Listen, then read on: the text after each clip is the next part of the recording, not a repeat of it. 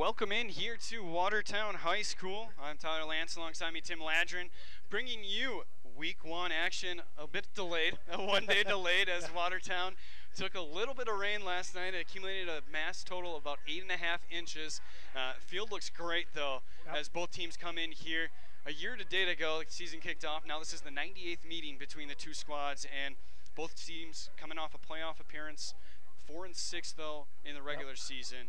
And both squads losing a lot of key players, and especially Beaver Dam. Yeah, and that's going to be the test for Beaver Dam. A lot of these young kids are going to have to step into some big roles for them this year. A lot of skilled players gone. You meant the linebacking core is gone. It's going to have to start up front. They've got a little bit bigger sized guys up front. They're going to have to gel quickly. Give some time to Kendrick Jimenez and allow him to do something. As we saw last year, Kendrick took a pretty big beating. Yeah, Kendrick is without his top receiver, Dylan Livingston, and it's going to be on the likes of Adam Bird, Taylor Stovey, as well as Broden Boschert, and going to be really on them to control things, but then they also lose their big back. Yeah. And now it's going to be on the shoulders of James Brown. So all these key role positions, skill positions are going to be huge. Well, and of course, when you play Watertown, you're always expecting them to come out with Benji Camrath and his offense. They're going to come out, they're going to snap it inside 10 seconds. They're going to throw it all over the field. So defensively, it's a lot of issues, too. They bring a lot of problems to you on both sides of the ball. And Beaver Dam's going to have to be ready, but they're used to it. As you said, it's the 98th appearance, but they haven't won since 2001 or 2011. So Beaver Dam needs to get off to the right start tonight. And looking back at last season's matchup, it was a close one at halftime, 17-15, and where looks like we're going to do the national anthem here a little early, so we'll take a quick 2-minute break and send it right back here with more pregame. You're listening to 14:30 WBV's action of Beaver Dam High School football.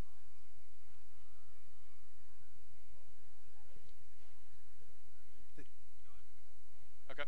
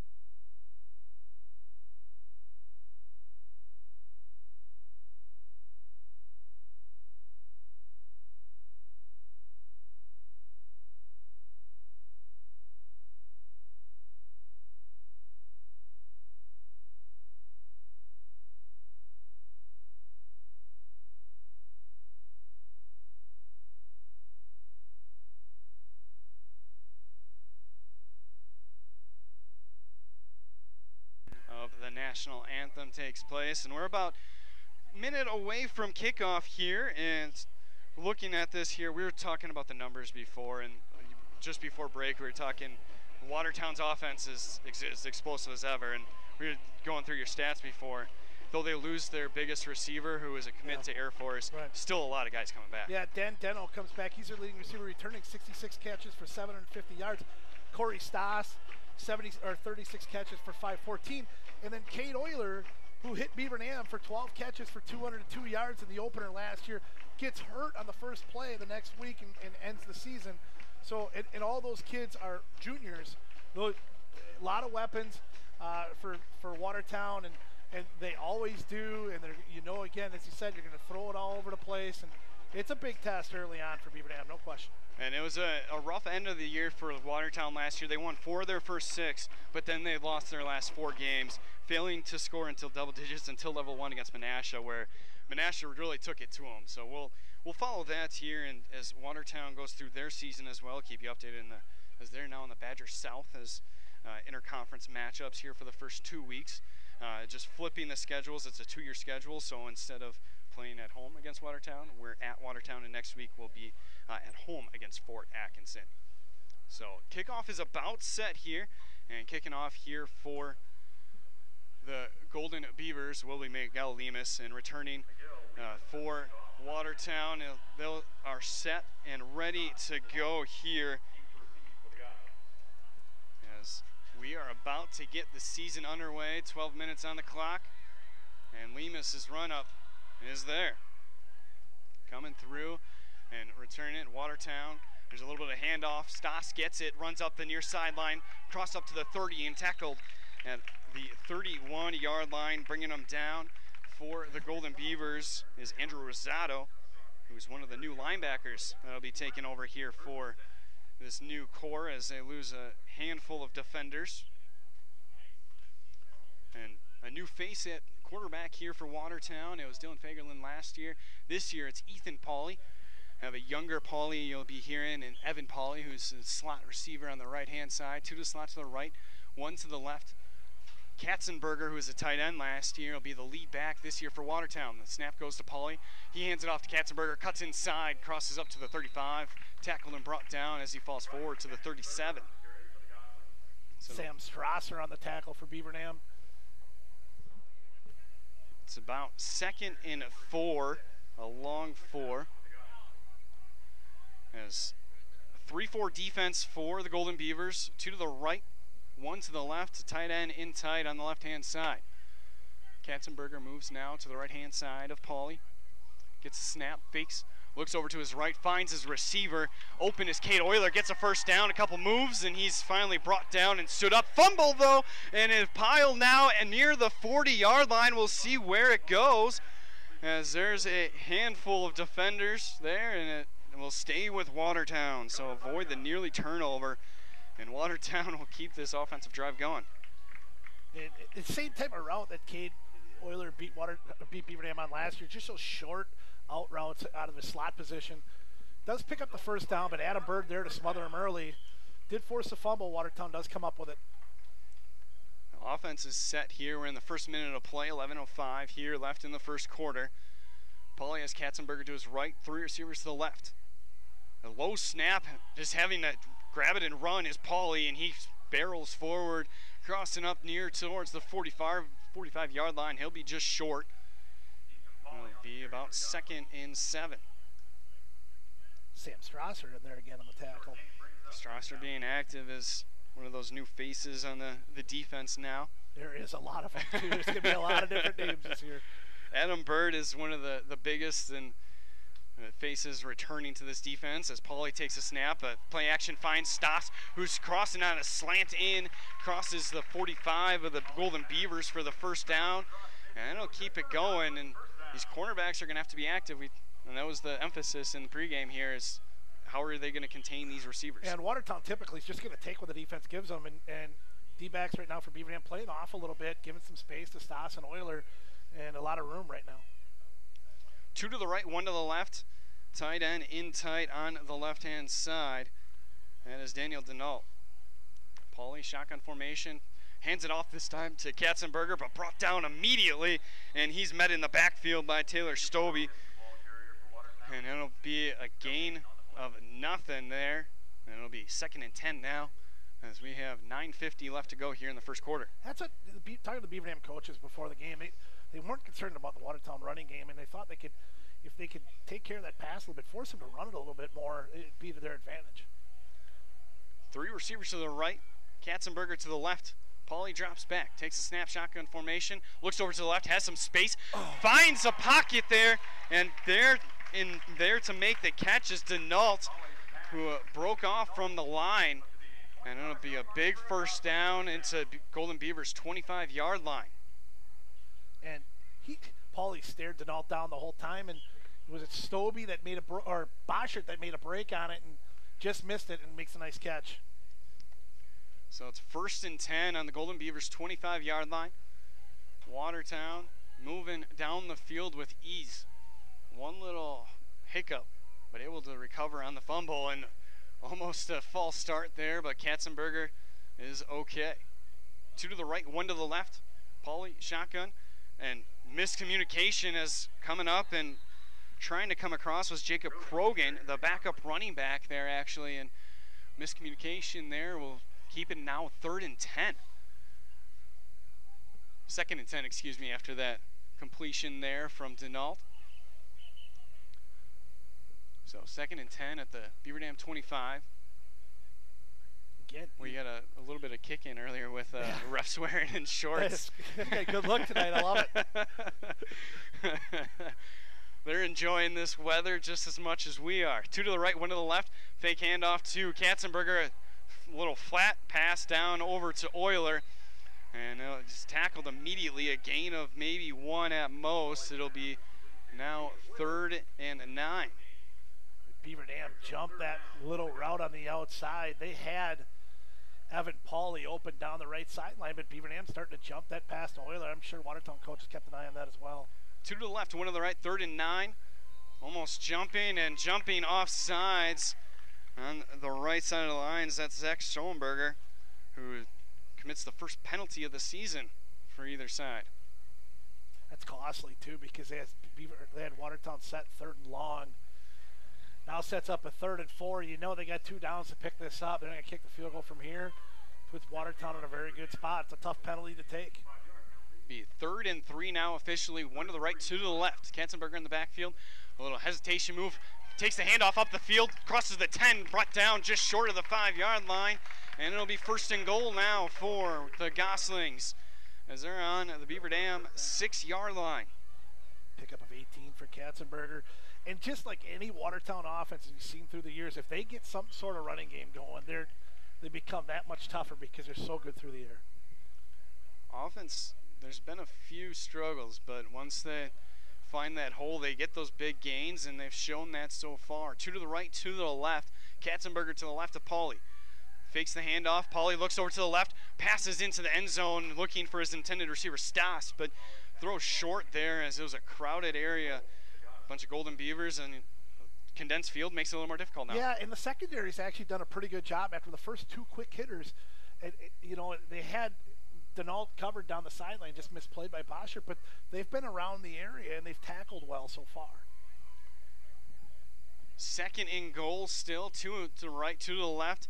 Fakes the handoff. Pauly now again looks to his left, fade into the deep end of the end zone. And over the head of the intended receiver, Stas again, looking for him as that may be the man they look for in the red zone.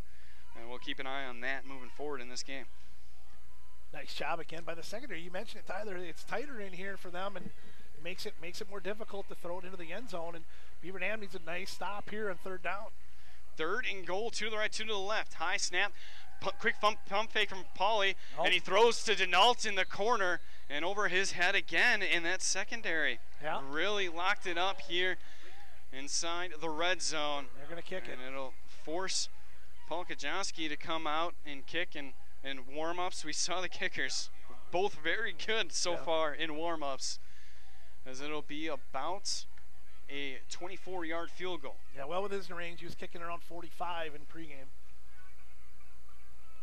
Special teams set. Kajanski, the snap good. The kick is blocked. And coming up with it, and that'll be a Beaver Dam ball. And we'll keep it at a 0-0 score. Broden Boschert on the block. And Boschert, we were talking about him before the game, a very unique talent with this team. A really good athlete, hasn't played football in a long time, and he's starting both sides. He's returning, and apparently he's on the kick block team too. Made a great play. Kick was low. Not sure maybe it gets up there or not, but Broden makes the play, gets the block. Big play by Beaver Dam. So Beaver Dam will take over deep inside their own side of the field, but the momentum swaying their way after Watertown moved it down. They started out on their own about 25-yard line, got inside the Beaver Dam 10. but a great finish there to that defense. Positive signs for that young defense, especially in that secondary, making some plays. And you know, in a game against Watertown, you got to stop them every time you can because they can score on every possession. And this is where we get to see the growth of what Kendrick Jimenez was able to do. He saw him start to come on at the end of last season and see what he's able to do over the summer. 2 to the left, 2 to the right, and a flag thrown right away. We'll see. It looks as if it was a false start, as it is. So they were on their own 11, be moved back here. We'll see where it is, but there's a meeting here between the two officials as the back judge called it a false start. May have been called a offsides by the line judge. Yeah, they're deciding who moved first. And in high school, of course, as soon as you cross that neutral zone, it's an automatic penalty. They don't give you time to jump back. And it will be a false start, so we'll stay with that. And the Golden Beavers will be moved back, so before they get an offensive snap off, they will have some negative yards there, and they'll be back on their own 6-yard line. So 1st and 15. Still 0-0 here with 7:25 to go here in the first quarter. 2 to the left, 2 to the right. Jimenez shotgun formation, hands it off, going right up the middle and gets back the penalty yardage. That was Parker Lysis with the carry up the middle. Yeah, and Parker's a good, big, strong kid. He's a good athlete, strong kid, powerlifting kid. You can see dragged a couple tacklers with him there. We'll see Lysis and James Brown take a majority of the carries this season as 2 to the left, 2 to the right. It's going to be 2nd and 9 here, just under 7 minutes to play now. Lysis rotates from the right to the left of Jimenez. Shotgun, hands off to Lysis, makes a cut, tried to go right back up the middle, but he's met immediately. It'll be a gain of 2. Now it'll be 3rd and 7. I think you're going to find with Parker, he's going to be better going straight forward. Probably not going to be as much of a side-to-side guy. He's going to be a between-the-tackles type guy. And hit it hard, and as you saw in the first carry, where he's going to be willing to drag tacklers with him. 2 to the left, 1 to the right. Jumbo formation moving to the left now as Jimenez rolls out to his left, takes the snap, decides to keep it himself, goes up the field, crosses the 20-yard line, but it appears he'll still be short, and he'll be at maybe the 21 at best. And the punting unit coming out. Looked like he was looking for Taylor Stobie out in the left flat, and Watertown sort of swallowed that up quickly, and Jet had to, Kendrick, whose nickname is Jet, he had to tuck it and run. Couldn't get the Jets going quite yet there, as punts will be there, and it'll be a quick series for the Golden Beavers. Snap is good. The boot is off by Stobie, and a fair catch is called, and it'll be marked at the Watertown Gosling's 41-yard line. That was Cade Euler back to return the punt. So after a good defensive series there near the end zone in the red zone, we'll see here what Beaver Dam's able to do, make some adjustments as they were able to do later on in that series. See if those corners are able to step up a little more. You can tell too, even from up here, though, you know, they're not the same same conference, not the same division though. But you can tell a little bit of still a little chippiness. First game of the year, and everybody's excited. There's a little talk going on down there right now. I'm sure these guys were just as ready as we were for the game to be played last night. For sure, for sure. Putting it off one night puts that a little extra edge onto all these guys' shoulders and what they want to do tonight. Paulie's set here, 2 to the right, 1 to the left. Fakes the handoff to Katzenberger, looks over to the right for Euler, and it's over his head. It looks as if Cooper Stonewall could have came up and had some sort of deflection there to maybe have a tip drill, but it was just over the head enough of Euler, unable to make a play. Yeah, it looked like Cooper, if he plays the ball there, he's got a shot at it. Went to go make a hit on Euler instead, incomplete pass. 2 to the right, 2 to the left. Katzenberger to the left of Paulie. Shotgun formation. 2nd and 10 on their own 41. Katzenberger will now rotate over to the right hip of Paulie. Snap a little high, fakes the handoff, gives it to Katzenberger actually, who crosses up towards the 45-yard line, pushed out just short. He'll be marked out of bounds at the 44, so it'll be 3rd down with 5.5 to go here in the first quarter. Katzenberger looks to be the same as I mentioned with Parker Lysis. If you can get him going side to side, I think Beaver Dam's going to be fine. If he gets his shoulder squared, it's a big kid, he can start taking some tacklers down. Beaver Dam does a nice job striking him out there.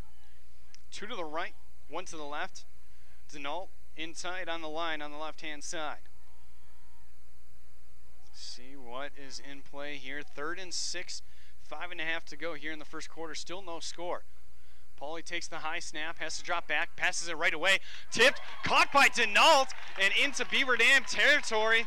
He'll be marked just at the 36-yard line of the Golden Beavers. And that was a beautiful play there defensively by Beaver Dam, but just enough to get through. Deflection by Parker Stobie, and or Taylor Stobie. Parker's the young guy. Parker's like a 6th grader. That'd have been a heck of a play for him. Taylor had it, and it just got through his hands, and a nice catch by Denault. 3 to the right this time. Stas, the lone receiver, to the left. The handoff goes to Katzenberger up the middle. He's slowed down, but able to barrel through a couple defenders. Gets up to the Golden Beavers' 31-yard line. A good gain there of about 5 for Katzenberger.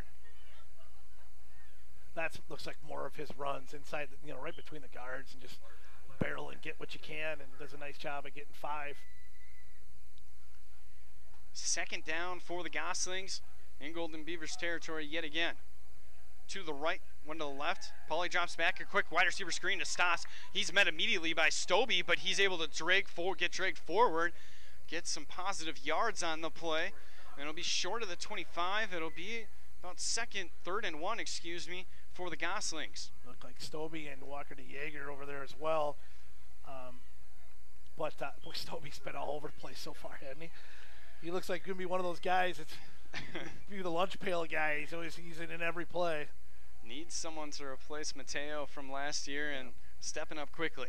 The handoff goes to Katzenberger. He goes off left tackle, and he's able to cross forward. Fumble, though, as it's out of play, and we'll see here. It's waved dead, but it looks Katzenberger was able to recover.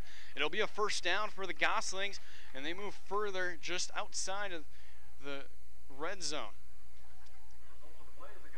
Yeah, again, Stobie there again, and but defensively, again, not doing a bad job. They're not giving up big plays. But Watertown's been patient enough to pick them apart. You got to think at some point here they're going to take a shot to the end zone with how much the secondary is creeping up on these receivers. Clock continues to tick. We're under 4 minutes to play. 2 to the right, 2 to the left. Handoff goes to Katzenberger, who goes right up the middle. That's Krogan, who got the carry and relieved Katzenberger. And it'll be a good 1st down carry for the Goslings.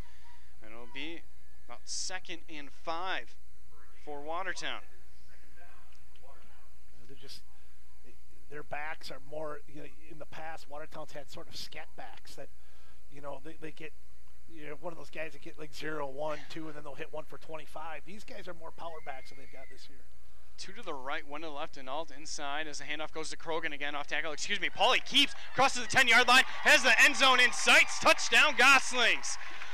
First point on the board. They missed their first series after a blocked field goal, but not getting rejected this time. They come through, put 6 on the board with 3 minutes to go. Kicking unit will come back out, and Kajoski looks to redeem himself. One of those read option plays, and a nice job of sticking the ball into Krogan's chest, but then keeping it, and Pauly takes off down the left side. A lot of room, and good call at the right time as the Beaver Dam defense jumped toward Krogan, and Pauly ran it in for a touchdown. Kajoski set. The snap is good this time. The kick is up, and it is through. So after 9 minutes here in the first quarter, we get our first points on the board, and the Goslings lead 7-0.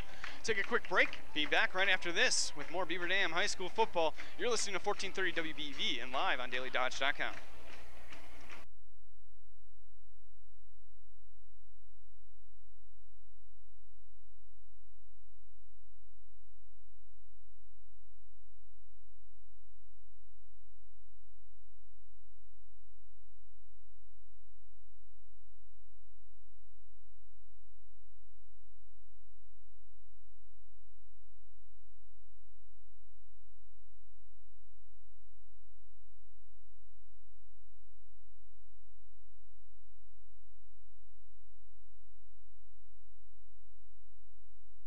Watertown finally gets on the board and they lead 7-0 here as you're listening to Beaver Dam Football. Brought to you by Surefire, Richards Insurance, American Bank, Landmark Credit Union, Walker's Restaurant, Bayside Supper Club, Hometown Pharmacy, and Choice Insurance. And it was a heck of a drive there by Pauly. 9-play, 59-yard drive for Watertown, goes 2:35 off the clock. Ethan Pauly with a 17-yard touchdown run. And Kujawski's kick is good to make it 7-0 Watertown. Was blocked his first kick, but a little closer, got that confidence back, and able to nail those down as we saw throughout the season last year. Those extra points were as crucial as ever. Back to return is Lysis and Brown. Yep. And Kujawski's kick is deep. Brown will be there to return. He catches at the goal line, and because he was in that end zone, it'll be a touchback. Nice kick. You don't see that a lot in high school football, and it's a real weapon when you can get a guy who can kick a touchback and start the other team deep in their own territory. So Beaver Dam will start their second possession at their own 20-yard line, and it was a short series that first time, but you got to use it as a stepping stone to kind of get those baby steps to get that big drive. I said a lot of young guys out here on offense. They got to, just trying to get a little rhythm going here. 2 to the left. We are set to play. 3:05 to go here in the first quarter. 1 to the right, 2 to the left. Back next to Jimenez is Lysis. He takes the handoff, goes off left tackle, tries to cut up field, and he's met immediately. It'll be a gain of 1 at most for Lysis, and be second and long for the Golden Beavers.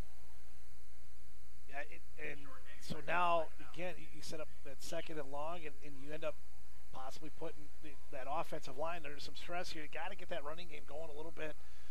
Give some time to Kendrick to throw it down the field. This is a very similar offense. Nothing's really changed as scheme-wise from what last year. So very similar. Yep. It shouldn't be too much different as Jimenez rolls out to his right pass. He's hit as he throws and intended down the sideline for James Fletcher, but it was over his head, and rightfully so, as Kendrick, much as what the theme was last year, took a big hit on that pass. Yeah, that's with the young guys. There's gonna have to be a time here where Kendrick finds a guy on the receiving core that he's going to be comfortable with, to find somebody that's open, that he feels like he can hit at different times. And so that's going to be a feeling out process for Kendrick as the season goes on. 1 to the left, 3 to the right, 3rd and 9 here for the Golden Beavers.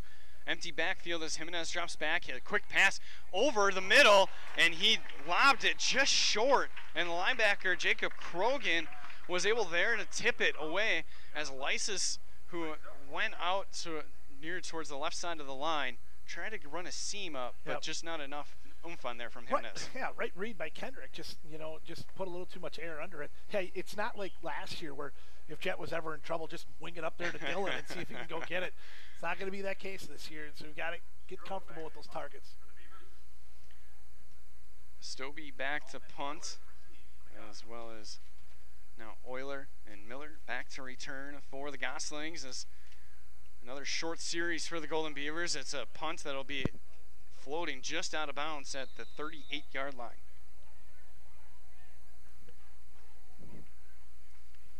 As we'll look at this here, the Gosslings lead 7-0 as 2:15. We're rolling right along here quickly. This game, not much breaks here as long drives here from the Goslings keep this game rolling. So we'll see here as Beaver Dam Football here brought to you by Surefire, Richards Insurance, American Bank, and Landmark Credit Union as Pauly looks to get this drive going yet again for Watertown, able to come through successfully and put 7 on the board and do so himself. 3 to the right, 1 to the left. Katzenberger in the backfield takes the handoff, hesitates, cuts up the middle, crosses their own 45 and brought down just short midfield. He'll be marked down at the 47-yard line. Got 2nd and short upcoming here for the Goslings. Big gut test already early for Beaver Dam is they've got to try to right the ship here. It's going to have to start at the defensive end, make a play, get a turnover, or just get a stop and try to shift this field position a little bit, get a little momentum going. Under 2 minutes to go here in the first. Handoff goes to Katzenberger. He runs right up the middle again, untouched until crossing the Beaver Dam's 45-yard line. He's dragged down and be marked down at the 43. And another big carry, even though the pass game really hasn't been there for Watertown. These quick handoffs in the backfield have worked well. Well, and I think you're seeing the effect of the keep by Pauly for the touchdown, and now Beaver Dam unable to commit fully to the tailback, and now Katzenberg is starting to take some chunks of the yardage. Listen in here to 1430 WBEV and live on dailydodge.com. I'm Tyler Lance alongside me, Tim Ladrin. Bringing you Beaver Dam Week 1 action as they take on the Gosslings. And Pauly takes the snap, pump fakes, looks downfield, tries to find his receiver Stas. He'll have to keep it himself, run it upfield, and he's met quickly. A late hit almost there, but he's knocked down at the 40-yard line of the Golden Beavers. And coming in there a little bit late was Walker DeJager, but fortunate enough for Beaver Dam, no flag fell there. Again, secondary did a nice job. You're right. They're trying to hit Stas down the side. They took a shot with kind of an out and up from him, and Beaver Dam didn't jump on it. Really good coverage and forced Pauly to tuck it away and run. Officials timeout here as we'll see what is going on. See how bringing Beaver. I think they might have forced Colton Parson off to get looked at. I think. Okay. What was there. So a quick timeout there. We'll keep it here. Because now it's 2nd and 6 for the Goslings, and still as now Miguel Lemus is now told to come off the field. I wonder if things are getting so chippy. They're just moving guys off, and now it's... We're going to take a quick timeout here. Be back here in 60. You're listening to Beaver Dam High School football here on 1430 WBEV and on dailydodge.com.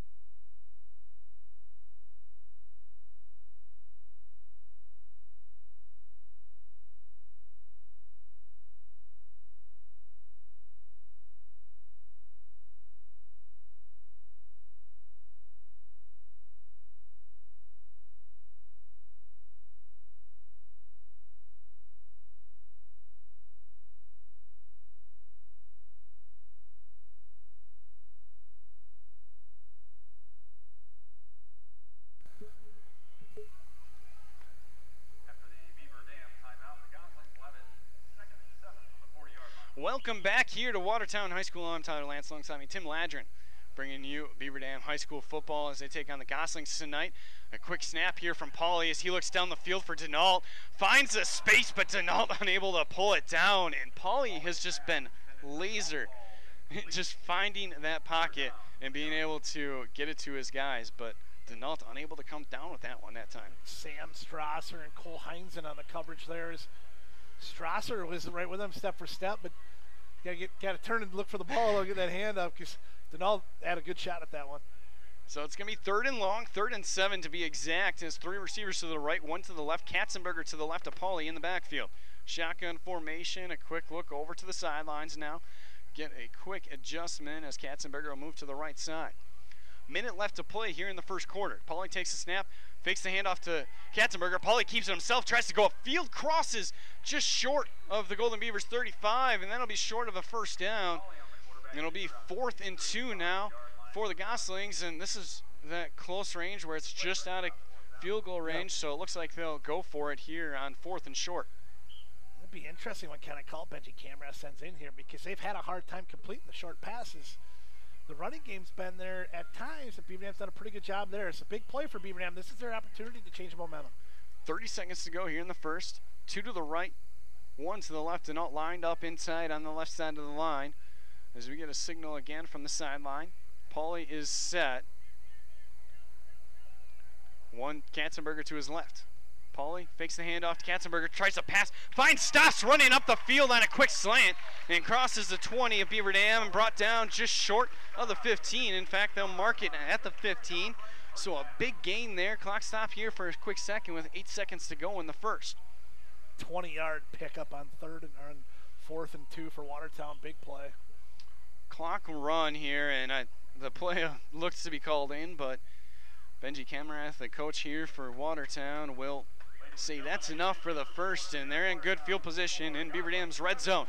Going here into the second quarter, but after one quarter complete, Gosling's lead 7-0. You're listening to Beaver Dam High School football here on 1430 WBEV and on dailydodge.com.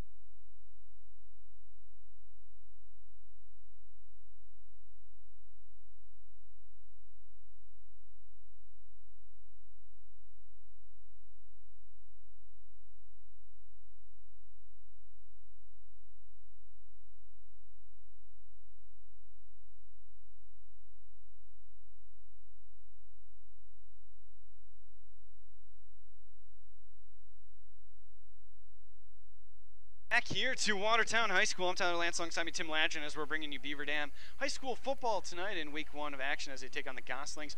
Beaver Dam football brought to you by Walker's Restaurant, Bayside Supper Club, Hometown Pharmacy, and Choice Insurance. Good first quarter, and there's one obscure stat that needs to be said there from the first quarter. 26 offensive plays for Watertown to 7 for Beaver Dam in the first quarter. But Beaver Dam, if they can figure out a stop here, they're getting away with it. They're going to stop here. Handoff to Katzenberger. He goes off left tackle. Flag thrown near the line of scrimmage, and he's stood up after a gain of 2. We'll see what the flag is here, but that's going to be in the middle of the line. So it's in the area of a holding. Cole Weber got held on that one, and that was pretty obvious as he got tackled. So scratch that play. It'll then be now 1st and 20. As Watertown, who is moving down, they've been able to do so with ease here so far in this first half as their first penalty on the season. Yeah, I was going to say that. That's their first penalty. That's, both teams played fairly clean here so far. After the 10-yard penalty, the Goslings, 1st and 20, 2 to the right, 2 to the left. Katzenberger to the left, high snap for Pauly. He has to drop back. Quick screen as it's a fumble. And there's a flag thrown in the backfield. That's most likely in the area of roughing the passer. It is, and I wonder if they called that they did call that a catch and a fumble. So Ethan Pauly threw to Evan Pauly. He made the catch, tried to make a move. They ruled it a catch as it was fumbled. But now there's a roughing the passer penalty called on the Golden Beavers defense, and this type of penalty when you're in your own territory, giving free yardage like that isn't going to help, especially being down 7-0. Well, and when you're a young team and you're on the road against a good team, I didn't see what happened because we were watching the receiver obviously, but you can't make mistakes like that. In fact, there haven't been many penalties, but there have been some big ones at some big spots. That's a big one there for Beaver Dam. It looked like DeJager was coming off the left side of the line, just got a little too deep into it, a little push there, and obviously with the way the game has changed, you're trying to protect the quarterback as much as possible. Can't afford to make that mistake. 2 to the right, 2 to the left here. It's now 1st and 10 on the Golden Beavers 11. The handoff goes to Katzenberger, who's met and grabbed by the ankles immediately. That's Rosado, who was there and made the initial contact. And fellow defenders ended up coming around to drag him down. It'll be a quick gain of 1. It'll be 2nd and 9. Katzenberger quietly having a pretty good night. 9 carries, 59 yards so far for Watertown. If they're going to get that kind of production out of their back, they're going to put some points on the board. 10:50 to go here in the second quarter as approach halftime here in week 1. Slowly but surely as the clock continues to tick. Fast-paced game. A lot of inside runs. 2 to the right, 2 to the left as a fake handoff to Katzenberger. A quick pass intended for Evan Pauly, but coming across, able to knock it down. Couldn't get a number on that, but a good play there defensively. Ian Went-Utri, the safety, makes a play on that one. And first time we've heard his name called in that safety position. That was a huge play because that was a touchdown. It was almost just a scramble play there for Watertown after the low snap. We've seen a couple of low, a couple of high, and that's something that'll have to be worked out between Pleister and Pauly, but the Golden Beavers got to take advantage. Two to the left here, a quick pass over and behind the receiver, Denault, and able to get a hand on it just so ever slightly was Ian Went-Utri. Made a second good play there. So Utri this time was out in coverage over on the far side and able to make quite a play, forcing fourth down now for the Goslings, and that brings out Kajoski, which flashes us back to the first drive where the Golden Beavers are able to block the kick. Kick, snap is up, kick is blocked again, and the block is grabbed by Pauly, and he's brought down. He'll be brought down near the 18 of the Golden Beavers, and another good stop. I got Cole Weber on that one, maybe Walker DeJagger as well. What couple big plays on special teams for Beaver Dam, keeping them in the football game here. It stays a one-possession game here for the Golden Beavers, and another huge stop. And we're already finding the unit of the game here for the Golden Beavers and the special teams unit. The kick block. So with that, the Golden Beavers will take over.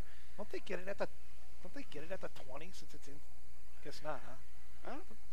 Pauly did catch it. Okay, so, that's right. Yeah, and then he tried to bring it back, but nonetheless here, Golden Beavers will start off good field position, as you can't ask for any better after a field goal block. Is 10:21 to go here in the second quarter. 1st and 10. Two to the right, two to the left. Jimenez takes a snap, is in motion now as Stobie hands it off to Brown. Brown tries to break a defender, but he's met immediately at that line of scrimmage, at a gain at 1 at most. And the running game and the offense in whole hasn't really been able to get anything going. No. Here that was what, their 8th play of the game? Yeah, it's been a little rough here for Beaver Dam. They got to get something going, something to loosen up the defense too. They can take a shot somewhere. And they took the one down the side to Fletcher. And that's what they were able to do last season with Livingston. When they were down like this, just toss it up to Livingston, see if he can make a big play and get this offense opened up. Two to the right, Stobie in motion behind Jimenez. The handoff goes to Brown. He's met immediately again at the line of scrimmage, and maybe a gain of 1 again at most. It'll be 3rd and 8, and another short yardage gain for the Golden Beavers. One of those balls Kendrick was really good at last year is that quick slant to either a tight end or the slot. You know, maybe one of those right now. I think they got, it's like Fletcher in that slot right now. Something like that. Get something going. 2 to the right, 1 to the left, 2 backs. As Jimenez fakes the handoff, looks down the line, looks for Fletcher. Fletcher goes up, makes the catch, bounces out though, as he is falling backwards, hit the ground, and Fletcher lost control. A tough pass to catch in that situation. But Fletcher did a nice job of getting up and over Cade Euler, who was defending on the play, but just couldn't hang on as he hit the ground, and that was the big play the offense is looking for. But unfortunately, it sets up another punting situation for Beaver Dam and another 3 and out. Hoping and praying for that big play. I nearly had it, but now it'll be going back to the Goslings as Beaver Dam punts yet again around their own 20. Stobie with a punt, a rugby style off to the right. It'll bounce forward near the 45, and it'll stop at the 44 of the Goslings, where they'll start out again. And field position has been so key here for the Goslings. They last scored after a blocked kick, after stopping the Beaver Dam offense, getting field position near midfield, and we're right back in that same situation. I feel like we saw this a little bit last year too, where the offense got off to a rough start early, and the defense was sort of holding its own and trying to keep Beaver Dam in the game. And you know, defense has played well, but I mean, they're getting put in some pretty tough spots here. Beaver Dam's defense set on the field, 1st and 10, 3 to the right. Handoff goes to Katzenberger up the middle, breaks a tackle, and he's brought down just past midfield into Beaver Dam territory. He'll be marked down at the Golden Beavers' 49-yard line. It'll be 2nd and 4, under 9 minutes to play here in the second quarter. And Katzenberger gets going again. Beaver Dam's done a great job against that passing attack. You got to slow down that run a little bit. 3 to the right, 1 to the left. The handoff goes to Katzenberger again. There you go. And he's brought down immediately in the backfield there. The pressure finally there up the middle. That was Ramiro Vasquez who was able to break through the offensive line of the Gosslings and force at least a reasonable 3rd and 5. They were concerned about Ramiro Vasquez this week because Beaver Dam lost a lineman, a freshman, and Colton Fakes was going to start at guard on the offensive side. Breaks his leg midweek this week in practice, forces Vasquez to play both ways. Nice tackle there. First time we've heard him on the defensive side. 2 to the right, 2 to the left. Katzenberger in the backfield with Pauly as audible called at the line of scrimmage. 3rd and 5, 7:50 remaining here in the second quarter. Fakes the handoff to Katzenberger. Pressure brought into Yeager. Deflects the pass. A fumble. We'll see what it is. Incomplete pass. We got the Beaver Dam coaches yelling fumble on the left-hand side.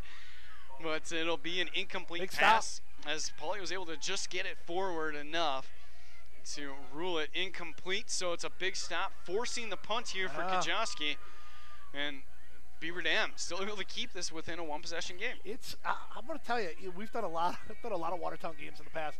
It's rare to see their passing offense struggle as bad as it has. I know it's the first week of the year, but there's a lot of guys that are back in that group. I know it's a new quarterback, but Beaver Dam defense be commended because they have played really, really well.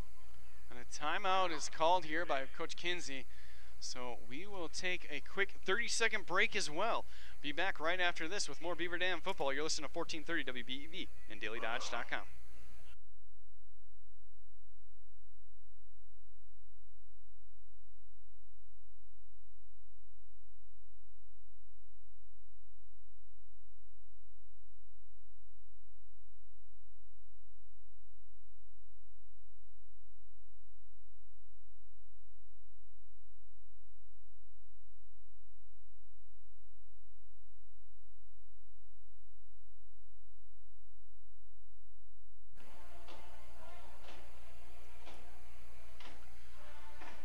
Welcome back here to Watertown High School. It's 4th and 5 for the Goslings as they're about to punt it away to the Golden Beavers.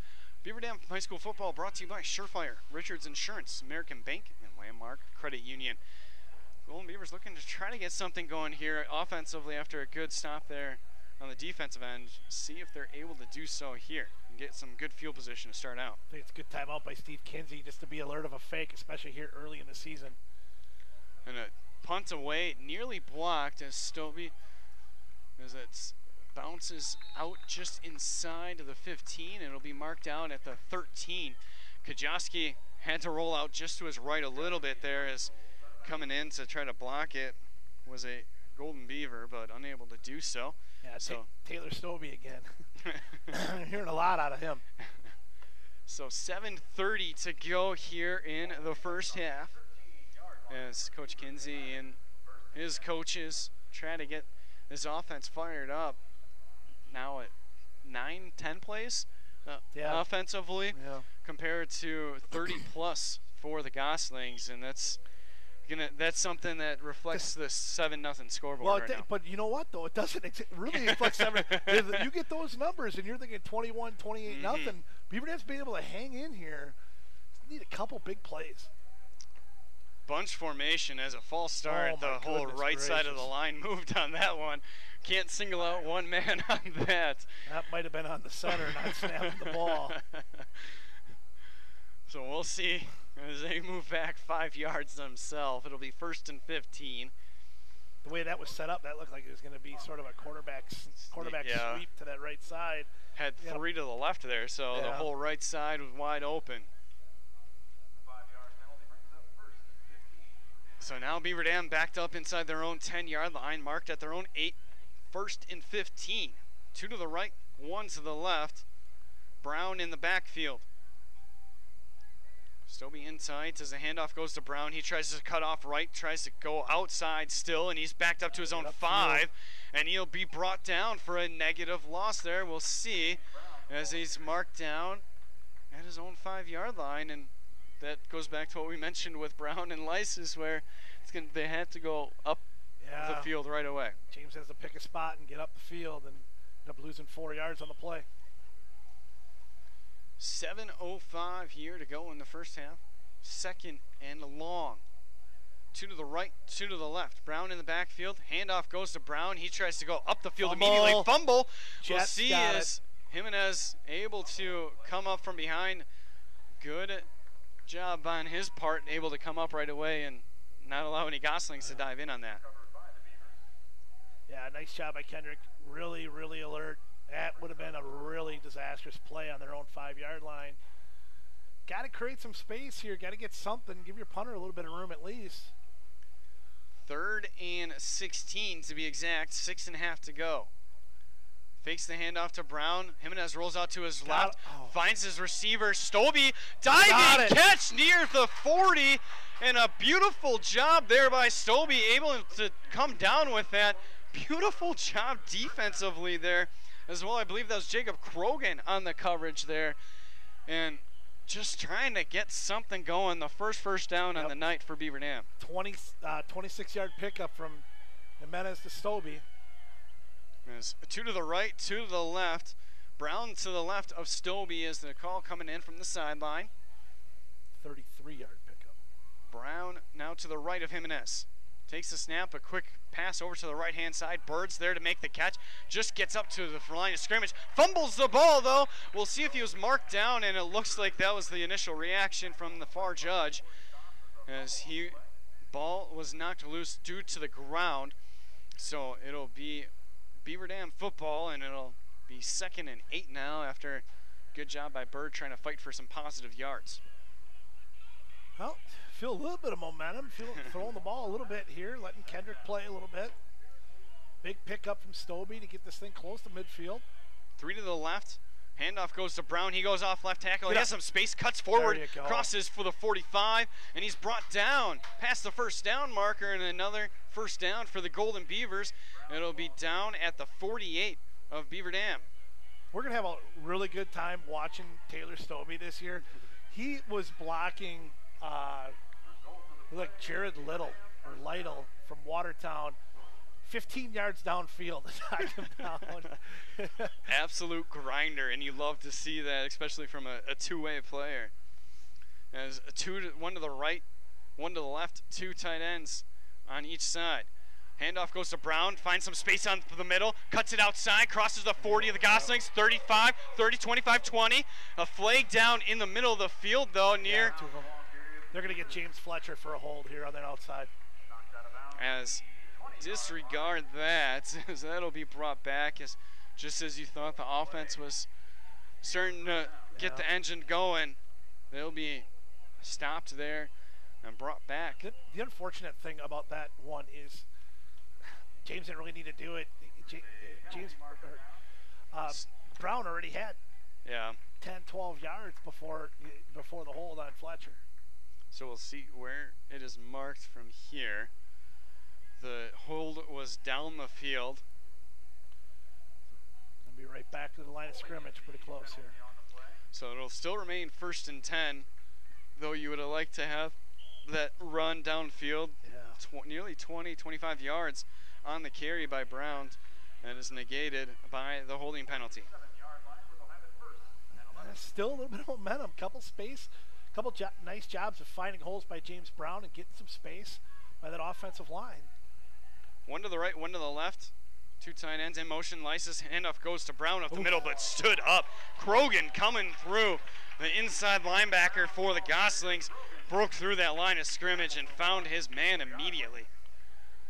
Slow developing play with Lysis coming around and taking that fake jet sweep before Brown gets a handoff up the middle. Krogan unblocked and just nails him.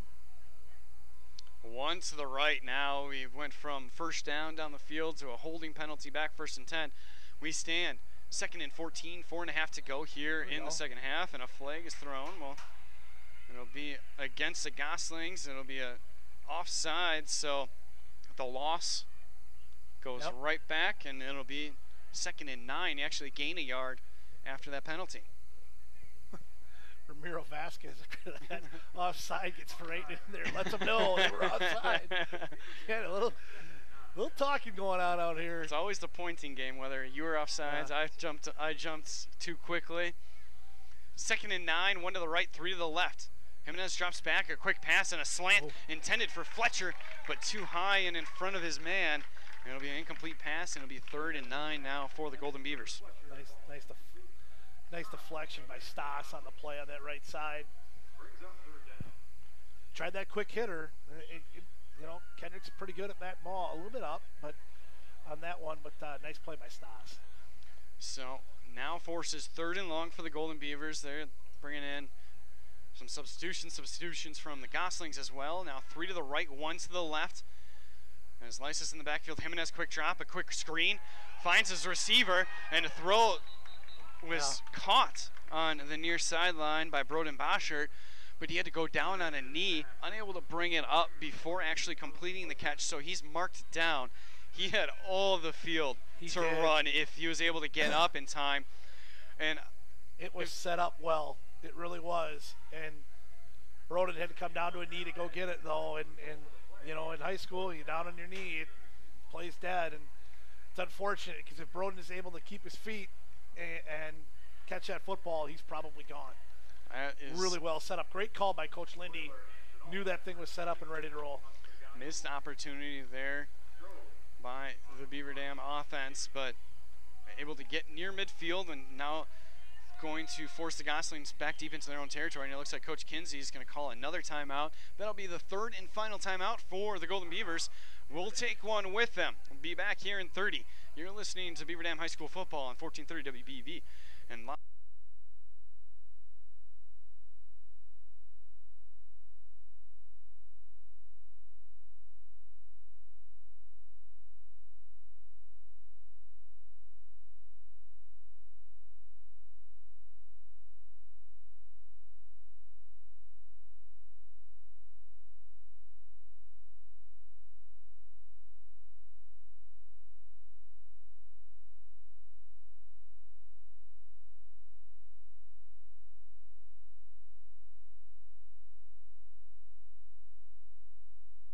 I'm Tyler Lance, alongside me Tim Ladrin, bringing you Beaver Dam High School football, brought to you by Walker's Restaurant, Bayside Supper Club, Hometown Pharmacy, and Choice Insurance.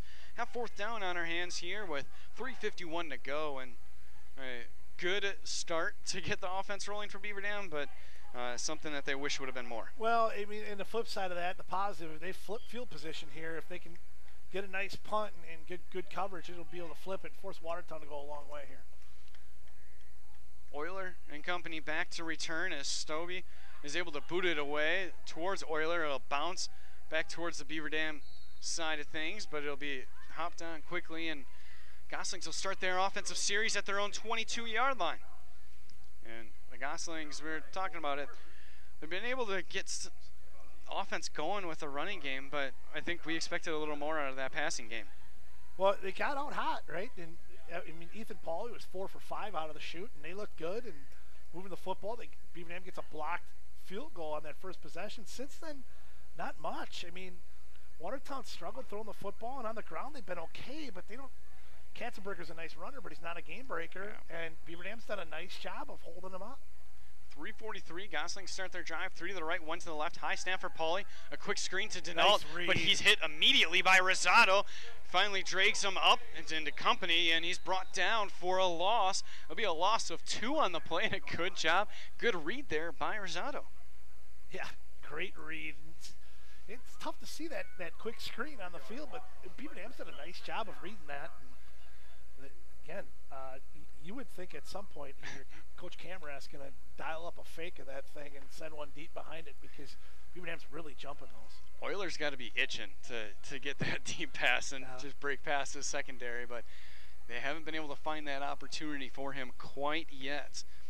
1 to the left, 2 to the right. Krogan in the backfield next to Pauly on the left-hand side. Snap goes to Pauly, drops back 3 steps, pump fakes, keeps it himself, now has some space on the left side of the field, blocked there by Krogan, crosses the 30, dragged towards the 35, and it'll be a first down for the Goslings. Beautifully done there by Pauly. wasn't able to find anything where he was looking on the right side, kept it himself, and he showed those legs off that he used to score the lone touchdown in this matchup as they lead 7-0 still. Yeah, and really, that's been their best offense. I mean, is him keeping it and running it. Slow developing route on this right side with Pauly and Euler, and just even Pauly didn't have enough time to get rid of the football. 2 to the right, 2 to the left for the Gosslings. Pauly has Krogan on his right hip. 1st and 10 on their own 36. Fakes the handoff to Krogan. Quick hitter intended for Euler, but blocked at the line of scrimmage. Beautifully done there. Looks like Shaneberger is able to get his hands up, and Shaneberger's a big body in there. Good, so 6'5", 6'6" type kid, about 210, 220. He's a good athlete, good track athlete, and nice job there getting his hands up. There's some tall kids in that middle with the Jagger and Shaneberger. That's tough to get over that line. 3 to the right. Pauly takes the snap, hands it off as it goes to Krogan. Krogan runs off left tackle, but brought down immediately. That'll be 3rd and long now for the Goslings. Just over 2 minutes to play in the first half. That's one of the things when you're playing Watertown, they get rid of the ball so quick. When you've got those tall defensive linemen, they're not necessarily pass rushing. They're just getting as far as they can and getting hands up and making it difficult. They've done a nice job. 7-0, still the Goslings lead under 2 minutes. 3 to the right, 1 to the left. Krogan remains in the backfield. You get to see Katzenberger maybe just getting a little bit of a relief here on this series. Krogan moves to the left hip. Pauly, 3-step drop back, looks downfield, has his open man. Euler intercepted though by Ian Went-Utri. Gets the interception, and under 2 minutes to play, the Golden Beavers have a great opportunity to get on the board. Ian in the right spot at the right time, as it was not a very good thrown ball by Pauly. As Euler was open coming across the middle and misfired it, and Ian in the right spot. Nice catch. It makes a big play for Beaver Dam. They've been waiting for that big play. They got one down the sideline and offense from Stobie. Now maybe Ian's pick here sets something up on the offensive side going into halftime. And in great field position, they ended their last drive right around midfield here, and they're starting here now instead of back inside their own 10-yard line. So something that they're going to have to take advantage of here. Keep an eye on Beaver Dam with no timeouts left. Something to take note. The clock does stop after each first down for you listeners. As stacked on the right, 2 stacked on the left. In the backfield is Parker Lysis. 1st and 10 on their own 45. Quick hitter on the right side. Bird makes the catch, cuts up field, stays on the sideline. Don't know if he was able to get out of bounds, and they will stop the clock. As with 1:30 to go, it'll be a just short. I'm trying to see. They're not moving the sticks, so it'll be 2nd and 1 here for the Golden Beavers. Excuse me, they are a little delayed here as they're finally moving them. There we go. Nice job by Bird lowering the shoulder and picking up extra yardage. 1st and 10 now for the Golden Beavers. Stacked on the right, stacked on the left. Lysis in the backfield next to Jimenez. Clock is stopped as one of the first plays in Gosling's territory for the Golden Beaver offense. Jimenez hands it off to Lysis, who just pushes behind the line. Hesitant, breaks through, breaks past the 40, crosses the 35-yard line. Another first down for the Golden Beavers. So 1:20 to go, and the clock ran a little bit after, but 1:18 now on the clock remaining in the first half. Golden Beavers moving down the field with ease right now. Clock back to running. Stacked on the right, stacked on the left. Jimenez drops back, a quick pass, finds his man Bird, just short of the first down, but a nice gain of 9 there as Bird had to make a little jump into the air there. There's some chippiness as someone's having to be held back here on the Beaver Dam. I think that's Stobie who is having to be held back, but nothing is being, no flags thrown, officials ignoring it virtually there. Stobie and Bird, this year you're gonna see a lot of that, and it'll probably be a lot of Stobie and Bird in there. They're very emotional kids. They're very emotional players. They play their heart on their sleeve, and there's gonna probably be a lot of that. And we could pretty much guarantee one of those 2 guys are gonna be in there. But you know what? Some of that's pretty good because it gives you some emotion. The Beaver Dam is playing with a lot more emotion than Watertown right now, and that's one of the things that has gotten them back into this football game.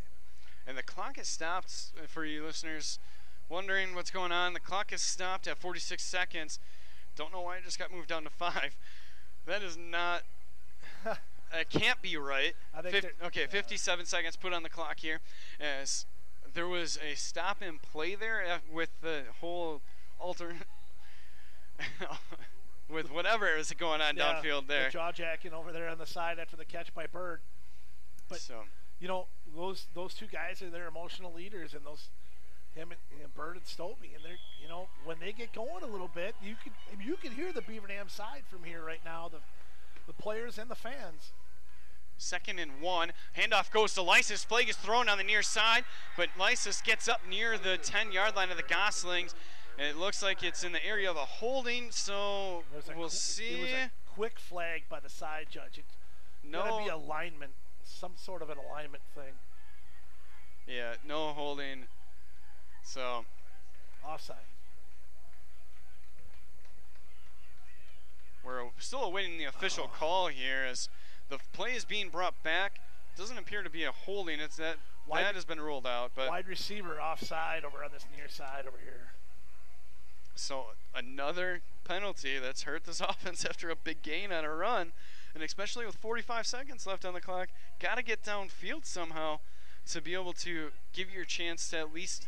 We were seeing Walters kick from about 35 earlier today, but you want to give her some range to be able to make sure she has that in her leg to be able to make it. Again, it's 6 penalties now for Beaver Dam, as it's starting to stack up a little bit. And we mentioned before, some of these penalties have been in really, really big spots, and penalties that are avoidable. Just scrimmage penalties on offense just kill you. And when you're starting to make a drive like this and all the momentum on your side, makes it tough. Still at 46 seconds. We're at a standstill in this moment right now. Remember, it's early season for the officials too, so you got to get that figured out. So 46 seconds to go. 7-0 Gosling's lead here as the officials are in a huddle. Each team on their respective side. Beaver Dam High School football here brought to you by Walker's Restaurant, Bayside Supper Club, Hometown Pharmacy, and Choice Insurance. This first half is looking at the plays going into the second quarter, and on each side of the ball, you would have guessed that the Goslings were up 2-3 scores. But with that, maybe a legal motion, a legal motion is the official call there, so it'll be 2nd and 7 for the Golden Beavers. But looking at the plays here, you would have thought that Watertown was up 2-3 scores. Oh yeah, absolutely. But the Beaver Dam defense has held their own and be able to prevent some easy field goals. But this last 5-6 minutes has been all Beaver Dam on both sides of the ball. Again, they are the ones playing with a ton of emotion right now. Watertown looks a little bit shell-shocked. I think they thought they were going to come out and blow Beaver Dam out. Beaver Dam's defense held their own, kept them in the football game. 2 to the right, 2 to the left. Jimenez drops back, looks downfield. He tries to keep it himself, but the line collapsed on him and unable to get anything going. Well, and then they have a timeout. The scoreboard told them had no timeouts, but they're giving Beaver Dam one timeout. That goofy timeout early in the game must have been an official instead of what the score booth had as a timeout. So Beaver Dam looks like their last one. So the final timeout used by Beaver Dam. We'll take a quick 30-second break. 35 seconds left here in play in the first half. You're listening to Beaver Dam High School football. Goslings lead 7-0 here on 1430 WBEV and on live on dailydodge.com.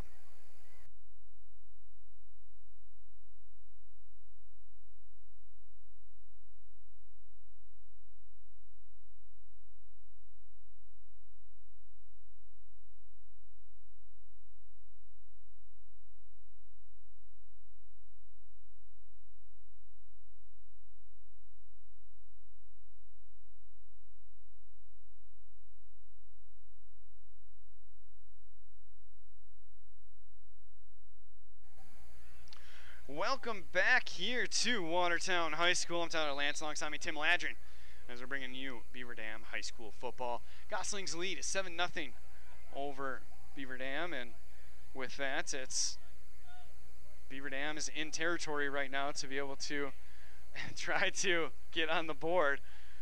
As we all shake our heads looking at some other scores around the nation.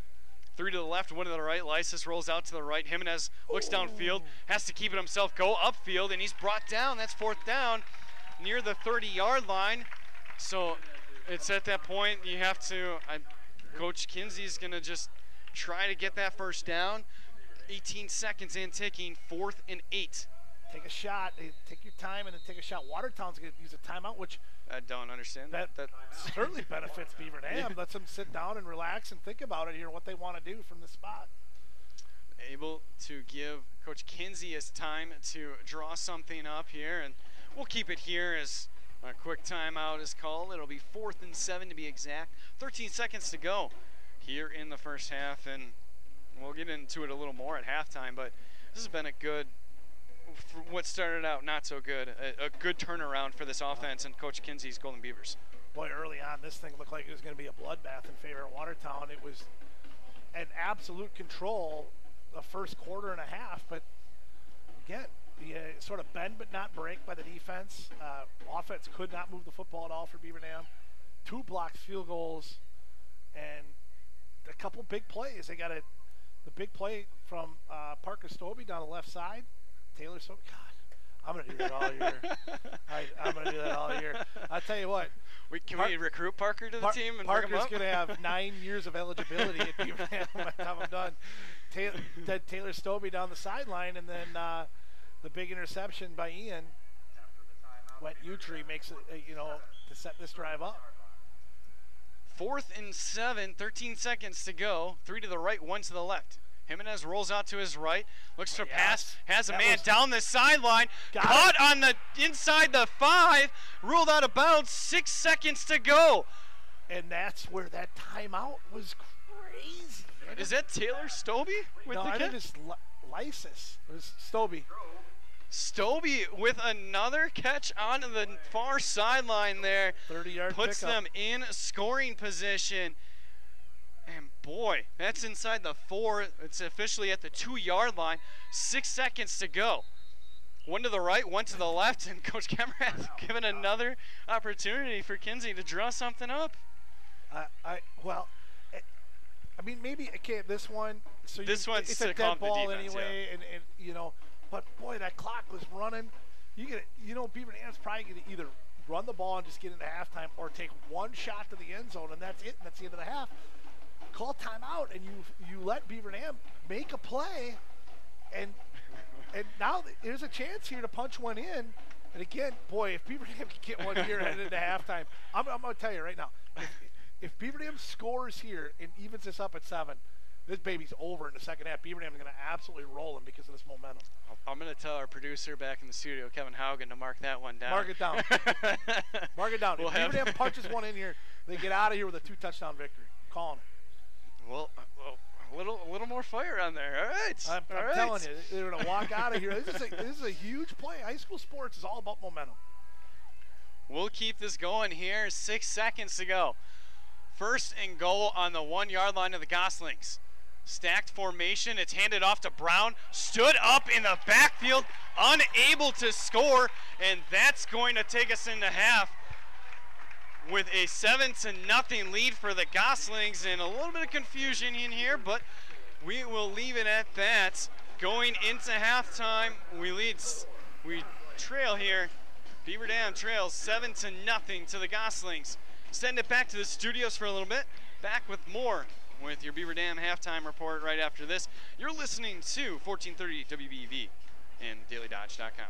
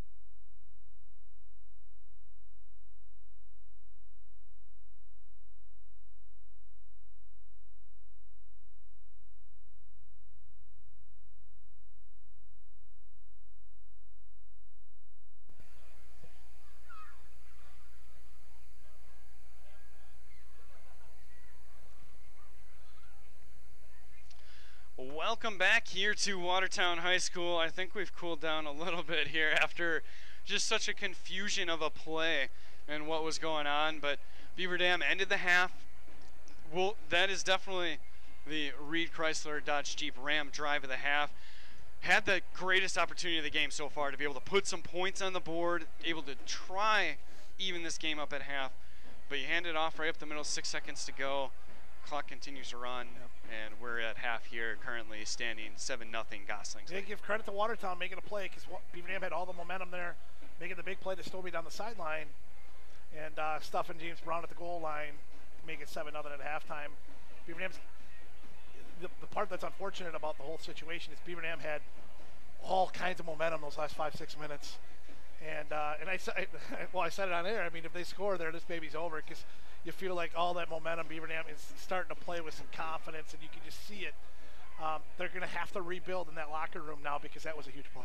The one plus with everything is that they do start the ball in the second half. Yeah. So they will get that opportunity to continue that momentum, try to take what they did have, and be able to try to move that into a score. But, again, it just goes back to what if. Yeah. And that's going to be the play that Coach Kinsey's going to look back on. And you get that opportunity. You get two opportunities to draw up that play. The first play is that pass right down the sideline, then be able to get you in that position. And then Coach Kenrath calls another one, giving you another opportunity to draw up what ideally is that play that will get you on the board. Yeah, but you're right. As a coach, you got to forget about it, and you've got to come back, and you've got to look at the positives. We talked about early in the game, Kendrick Jimenez trying to find somebody he's comfortable with receiving the football. He's found two. He's found Stobie and Bird. Both of those guys have made big plays through receiving. And now you feel like, okay, now they're comfortable. Now they're going, and so you feel like second half they should be in a pretty good spot offensively. It's going to be interesting to see what kind of adjustments Benji Camrath makes on the offensive side because outside, a couple drives early on, they've been really stuck on the offensive side. Beaver Dam's done a really good job on the defensive side, second quarter on especially. I'm Tyler Lance for you guys listening and watching on dailydodge.com. Alongside me is Tim Ladrin, and bringing you this halftime presentation here. 10 minutes to go here in half, and looking at the numbers in that, like we mentioned here just before first half ended, you look at it after the first quarter, it doesn't look like Beaver Dam even had a shot in this game. No. They turned it around. As you mentioned, the defense steps it up. Offense is able to kind of kick it in the next gear. You just got to hope that continues, and I don't know what back do you go with in the second half if you're Beaver Dam. Brown didn't have the greatest, but he did have a couple plays called back due to penalty. Well, and I think that might be what they are. I mean, Lysis is going to be that guy that's going to pound that and pound that middle and try to pick up extra yardage by breaking tackles and sort of solving that defense. Chase Brown is sort of that scat type back that can find a hole and go. So I think you got to continue to use both of them but I think they found something through the air. It's interesting. So yardage-wise, Beaver Dam has cut that gap. 185 for Watertown yardage-wise. Beaver Dam with 113. Kendrick 6 of 10 for 84 yards. He's hit Stobie twice for 63. He's hit Bird 3 for 21. You mentioned the running backs. Lysis 4 carries, 21 yards. James Brown's only 7 for 5. But as you said, he's had a couple big ones taken away from him. So, you have to, all those yardage second quarter, you have to feel pretty good about that. And again, on the flip side, Watertown struggled. Ethan Pauly started out 4 of 5. He was off to a nice start. He's 8 of 18 for 72 yards, no touchdowns, 1 pick. That one to Ian Went-Utri. Kate Euler really hurt Beaver Dam last year. 12 catches for 207. Tonight he's got 2 for 6. He had the first 2. He's been shut down since. Stas 3 catches for 36. Deno for 3 for 31. So Katzenberger, somebody we weren't really necessarily expecting, has got off to a good start, 11 for 64, but they've been hurt by Ethan Pauly running the football a little bit. 5 carries for 44 with a touchdown. But man, I mean, again, that last play aside, both ways, the drive before with the big play to Stobie down the left sideline, they then get a stop with the interception by Went-Utri, and then a big play to Stobie down the right sideline. You've got to try to build back off that momentum, even though that last play is really going to hurt in that locker room. And that's something we'll see what comes out of the locker room, as it's going to be interesting to see what that transition is here. Got a good 7.5 minutes here left before half. ends and we kick things back off here. We're going to take a couple more minutes, send it back to the studio here for just a little bit, and we'll be back more with what to expect in the second half and what needs to change and what doesn't need to. You're listening to Beaver Dam High School Football here on 1430 WBEV and streaming live on dailydodge.com.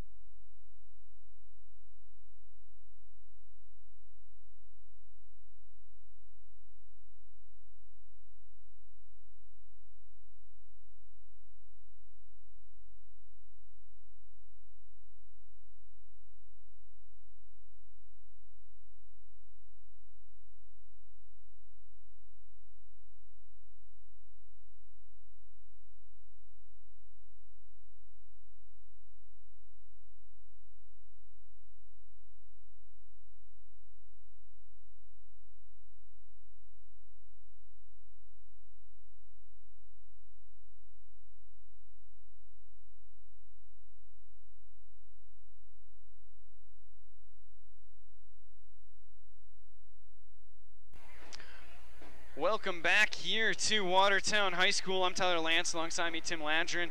Just over 4 minutes to go here in halftime as we go into this second half. Gosling's lead 7-0, and it's something that will not go away until this game is over and until we see this final score. But looking at this, we'll take a look here at this defense and what they've been able to do here going into the season. We talked about the guys that they've lost and the players that we looked at are going to have to step into those shoes and fill those very big shoes.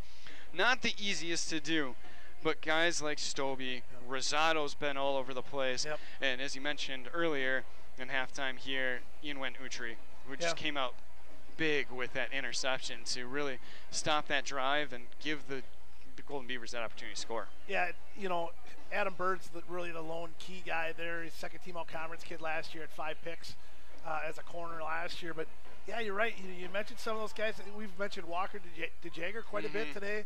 That size up front. Zach Shaneberg has done a nice job up there.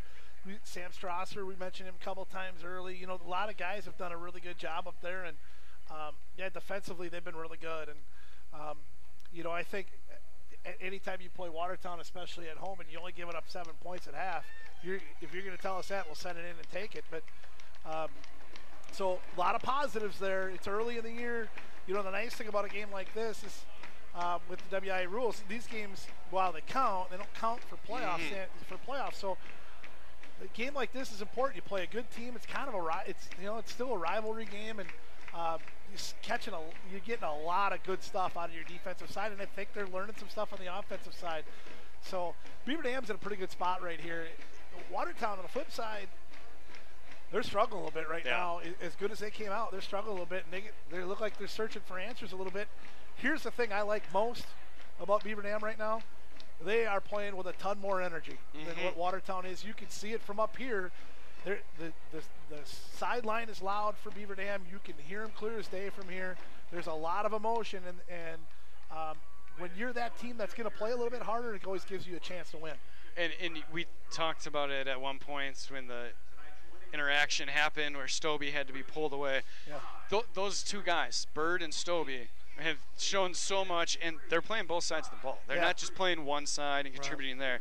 They're doing it all, and it's really showing that effort, what they're doing, and the scoreboard shows it for how low they looked in the first quarter to what they're done so far. And that's something that's going to have to continue here in this second half. Yeah, don't change that at all. Certainly they're emotional leaders, and when those guys are going, it looks like Beaver Dam as a team sort of picks up when those guys are moving or are talking, and they're involved in the game, and their other guys are picking up off of it. And and we'll see how the second half plays out, because we know Watertown's a very good football team, but they looked a little shell-shocked in that second quarter. That's why it's just unfortunate Beaver Dam couldn't punch that one in, start the second half straight up at 7-7, and then you got an opportunity there. And with that defensive effort that was out there, Pauly had a great start. They eventually went away from the passing game there near the end of the first half, and then he threw that interception. Yeah. Pauly looked really, really good early on. And he had it was those quick passes that to get that quarterback the confidence. But still, you do that, it's going to grow and grow and grow and possibly get you something bigger down the road. We don't know where Pauly is right now after the way he ended his first half. Yeah, and Beaver Dam's done a nice job of sort of forcing him to throw it deep. They've taken away a lot of the short routes, and that was what you saw Stas and Euler get early on. Beaver Dam's done a nice job of jumping some of those things and taking those away, sort of forcing Pauly to see if he can throw it deep. And he took the one shot down the middle. That was the one that was picked off by Went Utri, and so. Again, I think Beaver Dam's found something defensively. Watertown's got to find some answers. It's weird to say that when Watertown's winning and the numbers are all there, but Beaver Dam's got to feel pretty good. Again, it's going to be how do you bounce back from that last play? That's the key here to start the second half. Beaver Dam High School football here brought to you by Horicon Bank. Halftime here brought to you specifically by Horicon Bank, as this is 7-0 lead here for the Gosslings over the Golden Beavers, and both teams getting set here. Just over 2 minutes to go here in play in halftime, as each team is about set, and we're waiting. We get the officials back out with their shorts. I don't know if I've ever. We haven't talked about that enough tonight. I don't know if I've ever seen that. Really? I feel like we must have had it last year. It's been a long time. There were some warm games last year. Yeah, there was. But I don't know if that was ever the case. It's a good look. I like it. I'm a fan. I like it. It's a very unique, this is one of the few games I think I've ever worn shorts in. I much appreciated for how it is right now with this weather, and especially with this field. You got to look at it. 8.5 inches of rain yesterday. Field's in great shape. Looks amazing, and it's played out perfectly. Haven't seen any issues, any field jump up here, but you would think, and we'll see how the second half goes, but you would think that middle of the field might start tearing up a little bit with how wet it is. But I mean, it looks very nice right now, and it seems to be holding up really well. Beaver Dam High School football here brought to you by Surefire, Richards Insurance, American Bank, Landmark Credit Union, Walker's Restaurant, Bayside Supper Club, Hometown Pharmacy, and Choice Insurance. Beaver Dam set to return here. We got about 30 seconds before we return here in the second half and get play back underway. And this is where Beaver Dam has been once before. Didn't get the greatest field position, as Kajowski was able to boot it right back into the end zone.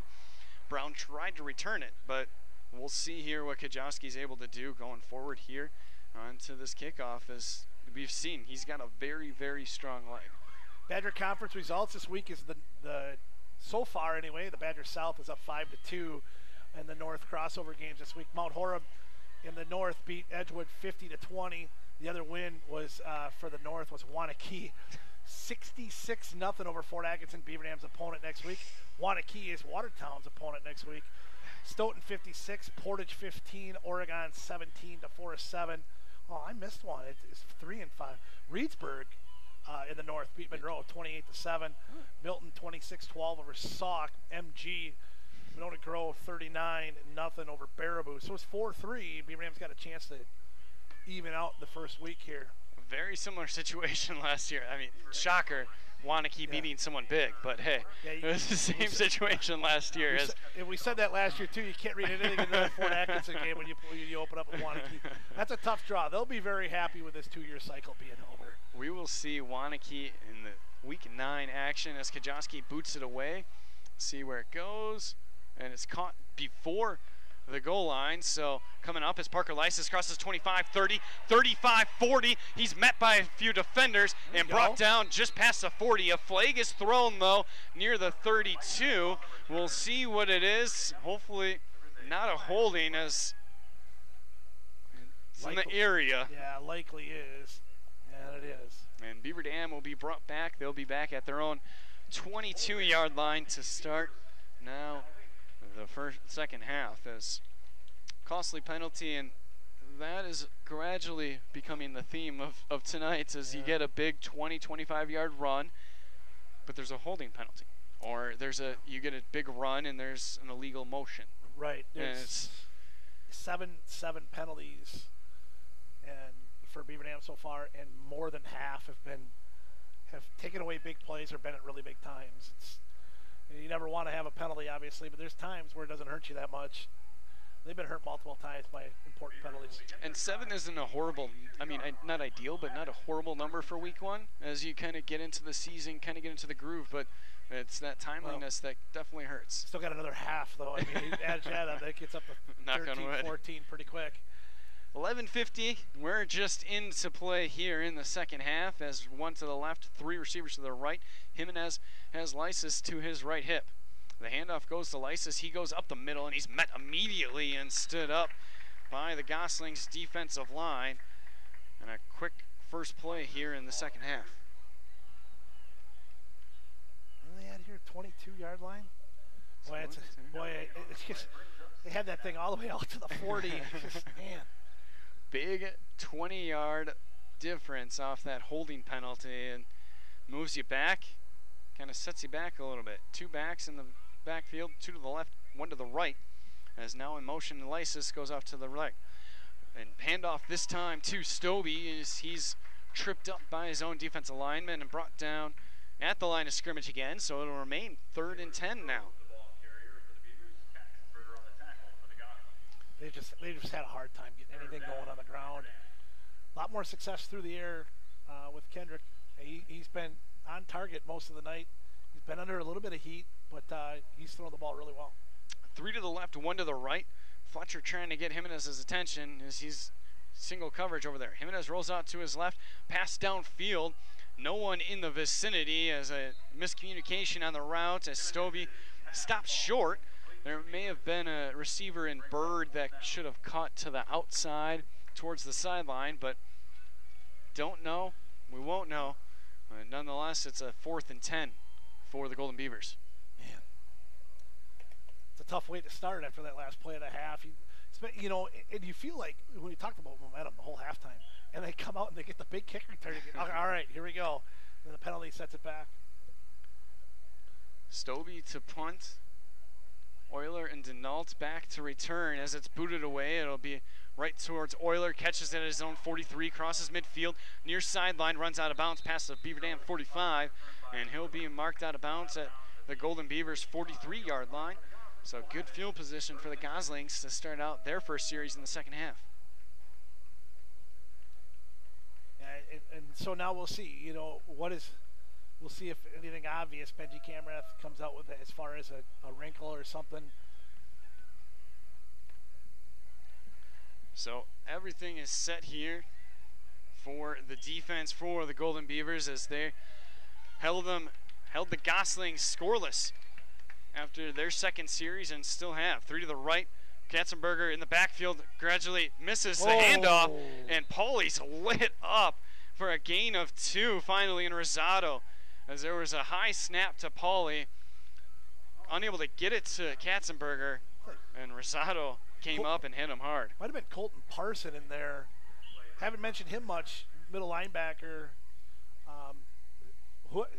Nice hit. I mean, try to get Paulie going. He's been a big part of their offense so far. 2 to the right, 1 to the left, and Nault lined up on the line on the left side as Katzenberger remains on the left hip of Paulie. 2nd and 10 for the Goslings. It's handed off this time to Katzenberger. He cuts it up the middle, cuts it back to the left side. First down and brought down just short of the 30 of the Golden Beavers. It'll be a big gain and a first down to move the chains for the Goslings. Katzenberger got that nice long rest. Didn't play that last series of the half. Looked like he had some fresh legs there. Clock running, 9:40 to go here in the third quarter. 3 to the right, 1 to the left. Katzenberger in the backfield, a flag thrown immediately, and a false start appears to be. We're awaiting the official call still as being discussed. And it'll move back the Goslings 5 yards, 1st and 15. They move from the Beaver Dam 31 to the Beaver Dam 36 now. Only the 3rd penalty on Watertown tonight. 2 to the right, 3 to the right, 1 to the left. Katzenberger in the backfield next to Paulie. 1st and 15, 9.5 to go here in the third. Snap, good. Throw over across the middle of the field. See if it's ruled complete. As of right now, it is. It's enough to gain back the penalty yardage. A great catch there by Denault, who was able to make it one-handed and bring it into his body. So it will now be 2nd and 9 now for the Goslings. Ball's let a little out front. Nice catch. Denault almost stopped in his tracks and stopped running his route as the handoff goes, fakes to Katzenberger. Paulie keeps it himself, drives forward, breaks through a couple tackles, and gets near the first down marker. It'll be just short and near the line, but nonetheless a big run there from Paulie. That might be one of those wrinkles that they decided to come out with. Let Paulie run the ball a little bit more.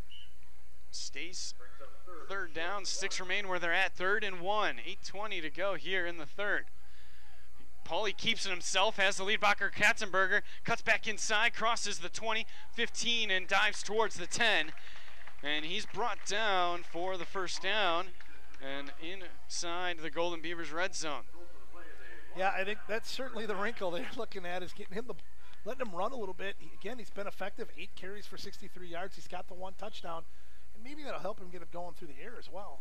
3 to the right, 1 to the left. High snap to Paulie, bobbles it, has to run out to his right, dodges a couple defenders, and he's finally brought down in the backfield.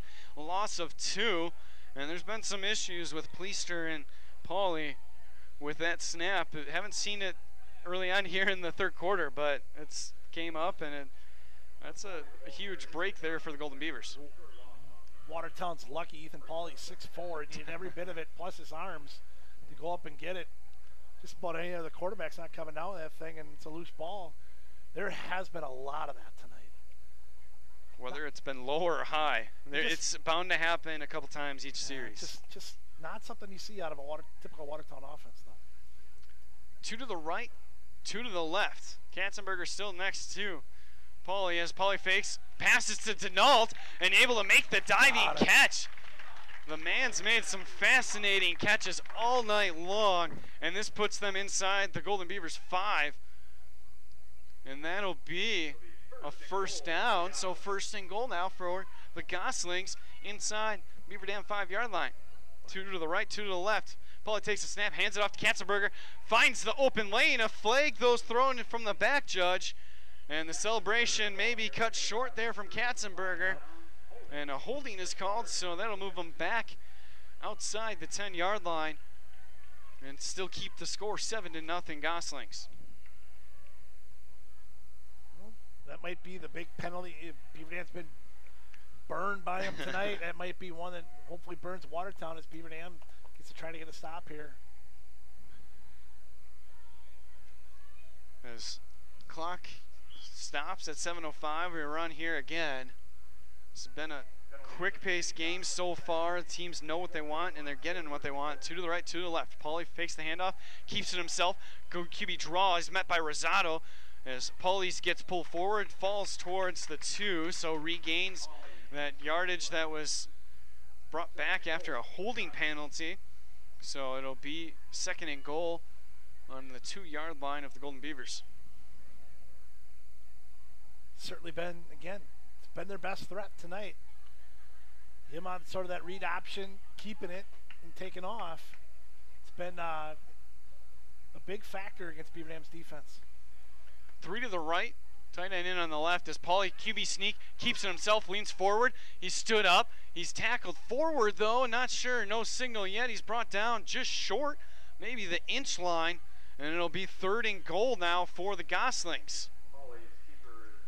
Stobie was in there first, a bunch of Beaver Dam guys swallowing him up after, but gets it all the way down, as you said, inside the 1. And you have to imagine what the next play call is going to be here for the Goslings. Well, this is where it's trouble, though, because they're always out of a shotgun. It'd be nice to be able to get under center and just go right behind the center and the guard and go. Becomes a little bit tougher when you're in shotgun all the time. 3 receivers to the right, Katzenberger to the right hip, and now rotating over to the left of Pauly.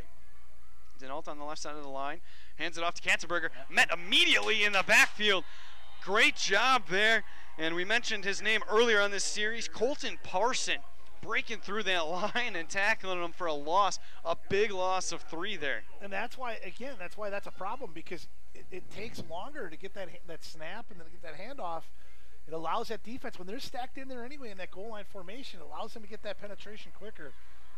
And after 2 field goals being blocked early in the first half, they're going for it here on 4th and goal on the 5-yard line. Big play here. 1 to the right, 2 to the left. Katzenberger in the backfield. Fake pass down the line. Knocked down. We'll see who the man was. Shaneberger able to come up with that and knock it down. And this defensive line has been so good down in this goal line secondary as well. But coming up clutch here and stopping Gosling's from being able to score, and we're still standing at 7-0. You know what? They played a game here, I want to say 4 years ago. It was exactly like this, where Watertown get down there inside the 10, Beaver Dam would get a stop. It was 7-0 the whole way. I can remember it, like I said, 4 or 5 years ago, was a game exactly like this. Watertown, I think, ended up winning the game like 10-7, something like that. Beaver Dam now stuck inside, underneath their own goalpost here, but again, still 7-0 and in the ball game. Kept them off the board. Most important thing here is Kendrick Jimenez and the Beaver Dam offense will come out and look to change that score with 5:07 remaining here in the 3rd. 2 to the right, 2 backs in the backfield. The handoff goes to Lysis, who cuts off to the left, has some space, cuts back inside, gain of 5, crosses up, passes the 10, and brought down just short of the 15-yard line. Nice run by Lysis on 1st down, giving him some space here. As an offensive coordinator, you like this because you're sitting there now on 2nd and 1. You got all kinds of things you can do here, and it really allows you the ability to take a shot, even as deep as they are. Thinking at 3rd and 1, you're going to get it anyway. So 2nd and 1, 2 to the right. Lysis next to him, and as a play action pass over to Bird on the near sideline. And see if it's a catch or not. They've been pretty easy with those passes, and they give the pass to Bird. It may have looked like it hit the ground, but nonetheless, they give it to him, and they give him the 1st down. So sticks move up on a 1st down for Beaver Dam. 4th catch by Bird tonight. 7-0 Goslings. 4 minutes to play here in the 3rd quarter. 2 to the left, 1 to the right. Stand 1st and 10 on the Beaver Dam 16-yard line. Snap goes to Kendrick, hand off to Lysis. He tries to get around the right edge, but he's met and grabbed immediately. Katzenberger, the first Gossling to get a hand on Lysis. Flag is there. There was a lot of jersey being grabbed, but Fletcher after seeing what the officials were saying, threw his hands up in the air, so it's going to be a holding against the Golden Beavers. So after a first down, they move back 10. If it's on James, that's his second of the night.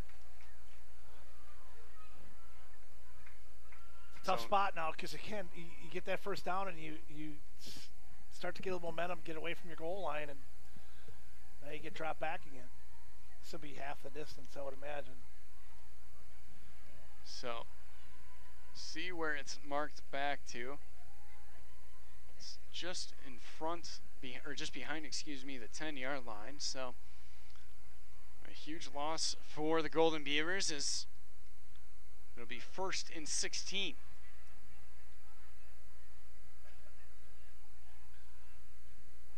No deep safety over the middle of the field there. 2 to the left, 2 to the right. Lysis in the backfield as Jimenez rolls out to his left. A little bit of an option as he tries to cut it upfield. Maybe gains 1 there, and it'll be 2nd down for the Golden Beavers. Excuse me, 3rd down. The last play was 2nd. Be interesting to see if they can take a shot with it, you know, a deep post route, something like that. You know, getting maybe Stobie in that slot position. No deep safety, one-on-one coverage. 2 to the left, 2 to the right. Jimenez has Lysis to his right. Quick 3-step drop. He has to step up in the pocket, roll out. He's grabbed immediately, escapes that, gets out again. But again, he's met in the backfield by the Goslings near the goal line and almost brought down for a safety. That's going to make it tough here to just punt out of their own end zone. And it'll be 4th down, and the Goslings will eventually have good field position here. Loss of 7 on the play. Puts Stobie in a tough spot to punt here. I always think, I don't think teams do it enough. It doesn't like Watertown's going to do it. I always think you just come after a guy from when you're this tight, a punter. But nobody ever does it. They always set up the return. Watertown set up the return this thing. At least bring back one of the guys that are set to return and bring them in. But it's booted away by Stobie, and Euler's able to field it. Fumbles it, and he's knocked down and brought down, able to recover the muffed punt. He'll be brought down and recorded down at the 39-yard line. So that's where the Goslings will start here again in the 3rd quarter. 2:23 remaining here left in the 3rd, and we still remain Goslings lead 7-0. And this is where we saw Pauly run more and more. They got inside the goal line, failed a 4th down conversion. See what they do here on this series. Well, we're back in that spot now, though, where the defense needs to make a play to help this offense out and change this field position again. 2 to the right, 2 to the left. Pauly rolls out to his right. A sack there as DeJager, as well as Colton Parsons, meets him in the backfield to bring him down. That's a loss of 6 for the Goslings, and a good start to this series for the Golden Beavers defense. Need another one of those.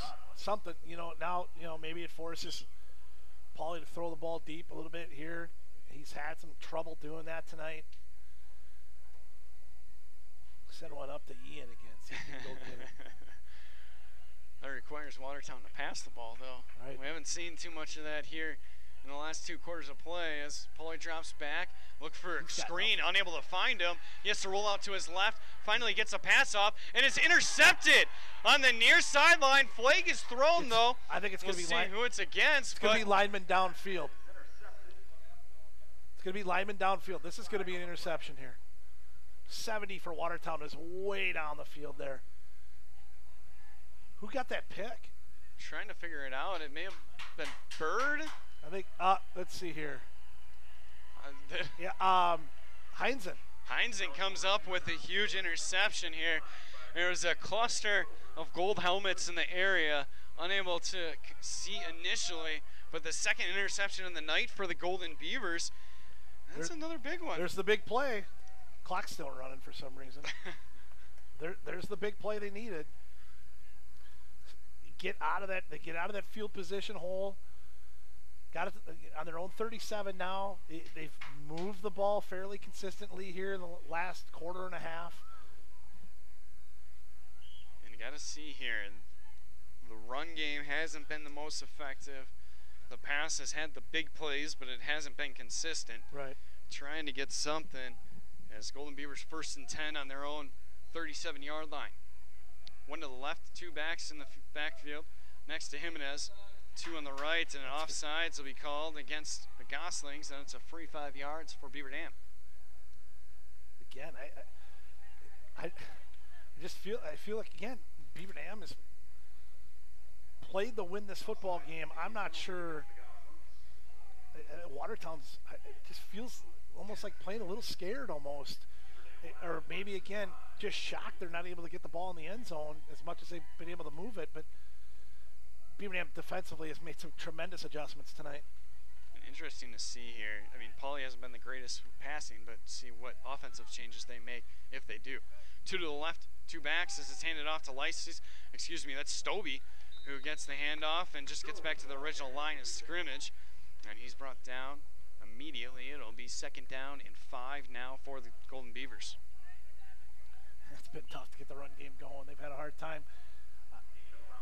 I'd like to see them let Kendrick just let her go. See if he can make some plays. And we mentioned at halftime he's got a couple guys he can trust. And he's developed that trust with here in this first half. 2 to the left, 2 to the right. Jimenez drops back, a quick pass, finds Bird off the helmet, intercepted by Denault. It went off the helmet of Bird, fumbled and bobbled it, and Denault just happened to be the guy in the right place at the right time and fell into his lap. Yeah, the ball was a little bit ahead of Adam as he was coming back to the ball, but Adam will tell you he should have had that ball. Ended up getting a big interception, first interception of the night for Kendrick. Comes at a big time when it looked like Beaver Dam was trying to get some momentum back here. So now go back the other way as Goslings control it. They hand it off to Katzenberger as they get their offense underway quickly. Breaks a tackle, cuts across midfield, and drags the Beaver Dam defense with him across the 45, and he's finally brought down at the 43. That's enough for a first down and a big gain of about 13 there for Katzenberger. I wouldn't be surprised they just kept it on the ground the rest of the time. If I'm Coach Camerath, it's either going in Katzenberger's hands or Pauly's running it. I don't think there's any reason for them to throw the football right now. They've had a hard time, and they've been able to run the ball pretty well. And with that first down, we will hold play here as the third quarter ended. The Goslings lead 7-0 over Beaver Dam. You're listening to 1430 WBV and live on dailydodge.com.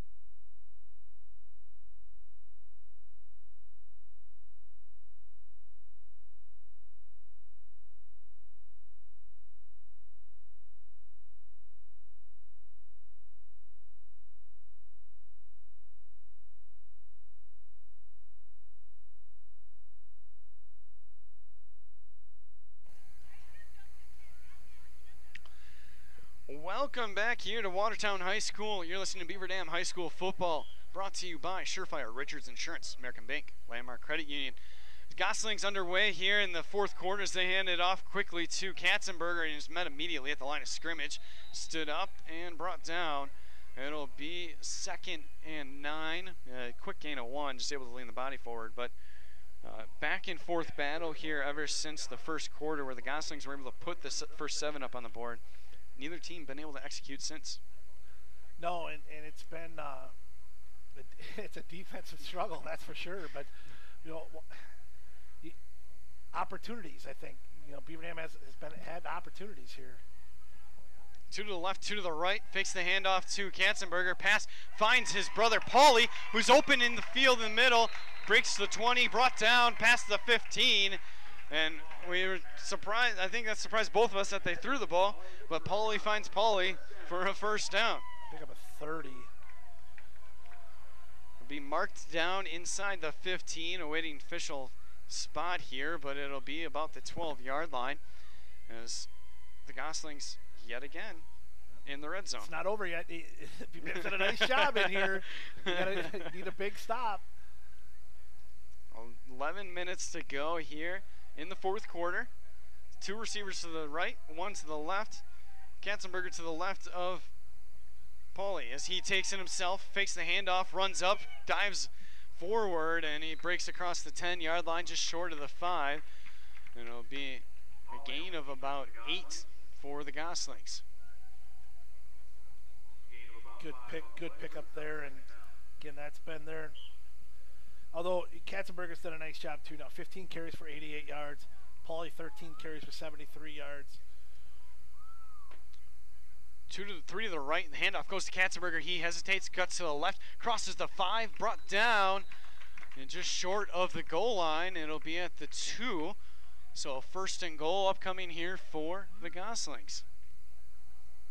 I don't know. Have they given him the first down? I don't think they've given him it yet. Katzenberger, the ball carrier for the Goslings. Not. No, short. Appeared to be right there based off the near judge's spot, but obviously far sideline has the best eyes, so it'll stay 3rd down, and it'll be 3rd and inches upcoming here for Watertown. I'm going to measure here. Official timeout here is Beaver Dam football brought to you by Walker's Restaurant, Bayside Supper Club, Hometown Pharmacy, and Choice Insurance. 10:13 to go here as it is officially a 1st down now as Krogan will come in, substitute here for Katzenberger. Watertown will have it 1st and goal from the 3-yard line. Actually, bring out Stoss and Euler, bring in the big set here near the goal line for the Goslings. Bit of a tight package here.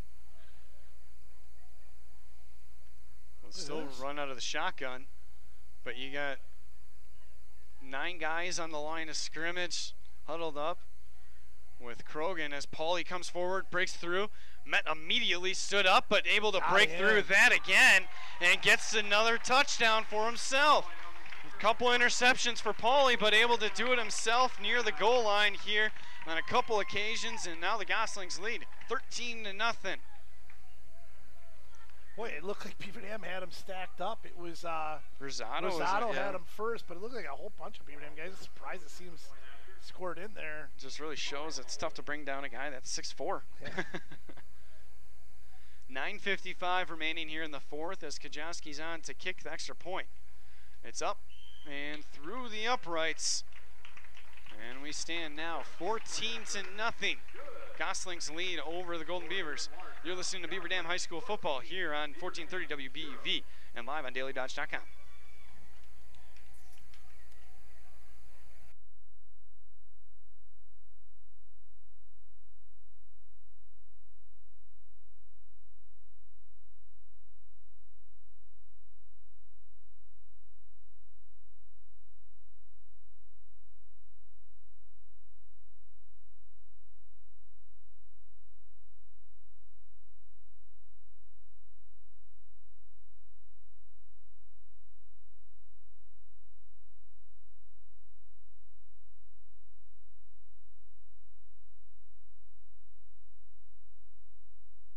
Football here at Watertown High School. I'm Tyler Lance, alongside me Tim Ladrin, and quick drive recap here from Tim. Yeah, Watertown gets a 5-play, 55-yard scoring drive, 2 minutes and 25 seconds off the clock. Ethan Pauly with the second touchdown run. This one is a 3-yard run. 14-0 Watertown. So we stand here as Beaver Dam's had a couple opportunities. They've had their chances, but unable to execute when needed. And that's been the issue here so far in this matchup as the Goslings have a 2-touchdown lead. Kajowski sent to kick it off here, and back to return as Lysis and Brown for the Golden Beavers. It's a low kick, intended and caught right by Lysis. Brings it up, crosses the 20, 25, goes to midfield, cuts back out, crosses 30, and brought down just past the 30-yard line, and that's where the Golden Beavers will start their next possession. Beaver Dam lost their first 2 games of the season last year. They fell 38-15 to Watertown, and then they came back and lost to Fort Atkinson 37-19. Looking to rewrite that here going forward, and they've had the opportunities to do so. Yeah, I mean, I think, you know, regardless of how this thing comes out, I think they're getting a lot of things on film that they got to be pretty happy with. It's a tough one. Both teams are going to look at it this week at film and go, holy man, did we have a lot of opportunities we missed. Both teams will look at it this week and build from there. It's why it's week 1.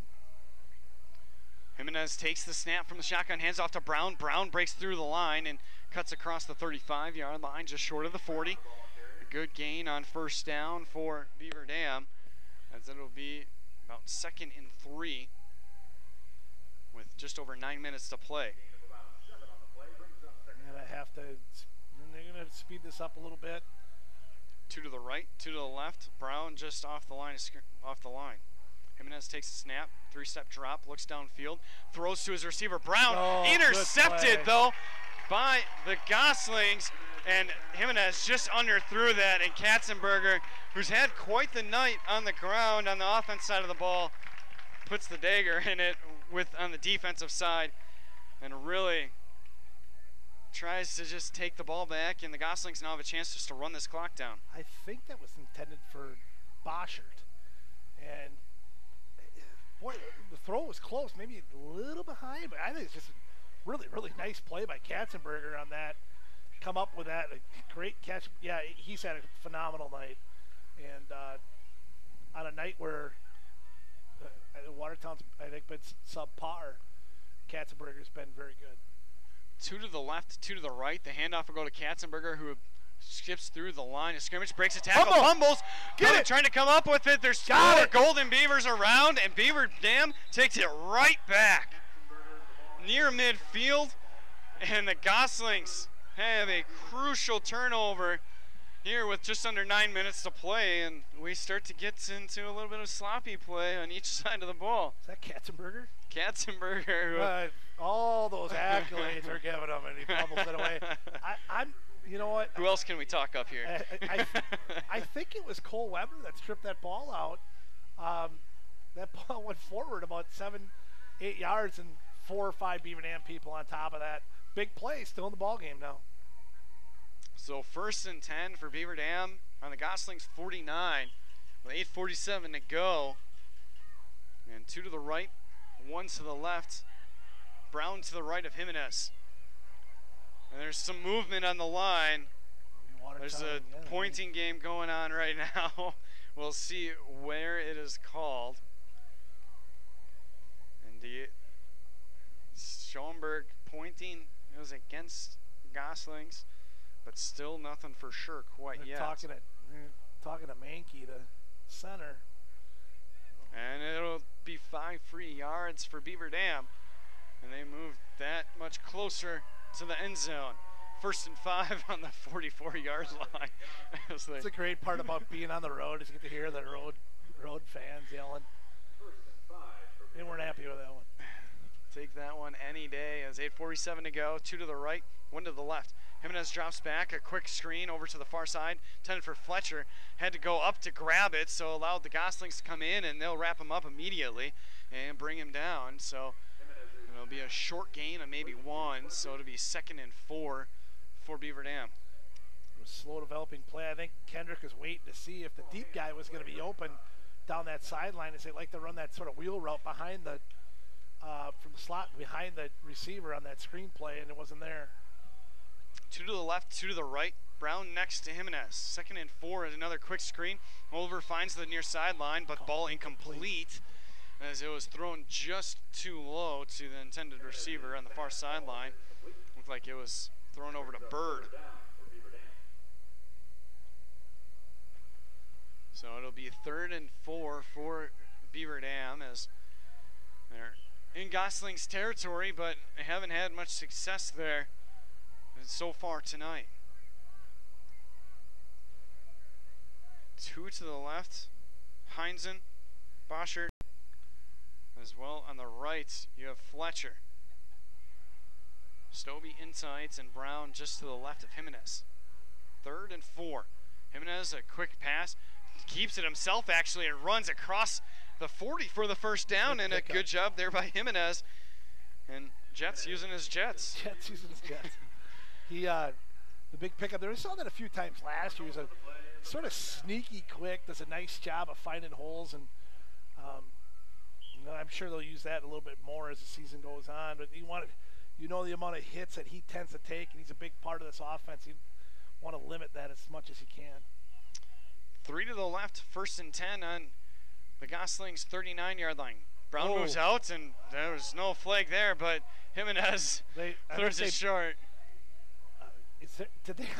This is an arena football league or the Canadian league. What was that? Brown was in motion going across the line of scrimmage before that ball was snapped, folks. It's like 3 yards downfield. There was no call. If there's uproar about the offsides flag, there should have been more uproar about that not being called. Well, not only can you not go forward on that play, you can't go forward 6 yards either. 2 to the right, 1 to the left. Stovey in motion from the left side to the right. Jimenez rolls out to his right, looks downfield, throws to Fletcher, and thrown over his shoulders, trying to make the catch, but forced him out of bounds with the pass. And it'll be incomplete, forcing a 3rd and 10 for Beaver Dam. Good coverage by Stas on that side. Both sides, Bird and Stovey. I think Stas and Euler, coverage-wise, and his receivers do a really good job playing both ways. A couple guys on both teams that have, even though Stas and Euler, we sort of expect a little bit more offensively tonight, when they play both ways like that, played very well. 2 to the right, 1 to the left, a quick pass to Brown. He cuts off the near sideline, crosses the 30, gets enough for the first, 25-20, has some space in front, cuts midfield, 20-15, crosses to the far side, 10-5, dives into the end zone, touchdown Beavers. Get on the board here with 7:21 remaining, 14-6 is the score, and Beaver Dam brings the spin with a 1-possession game. James Brown, 38-yard touchdown reception. He ran about 90 yards as he came all the way back across the field. Great vision. You could see that was starting to open up, and he did a really good job of being patient and seeing the field. And he's a game-breaker type guy, and he got him out in open space. Good play. And here we see Kaylee Walters coming in. New kicker for the Beaver Dams.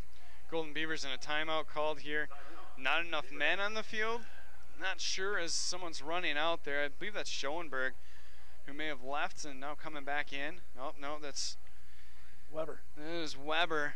So we're just not out there in time. Kaylee Walters, sophomore girl. She's on the soccer team.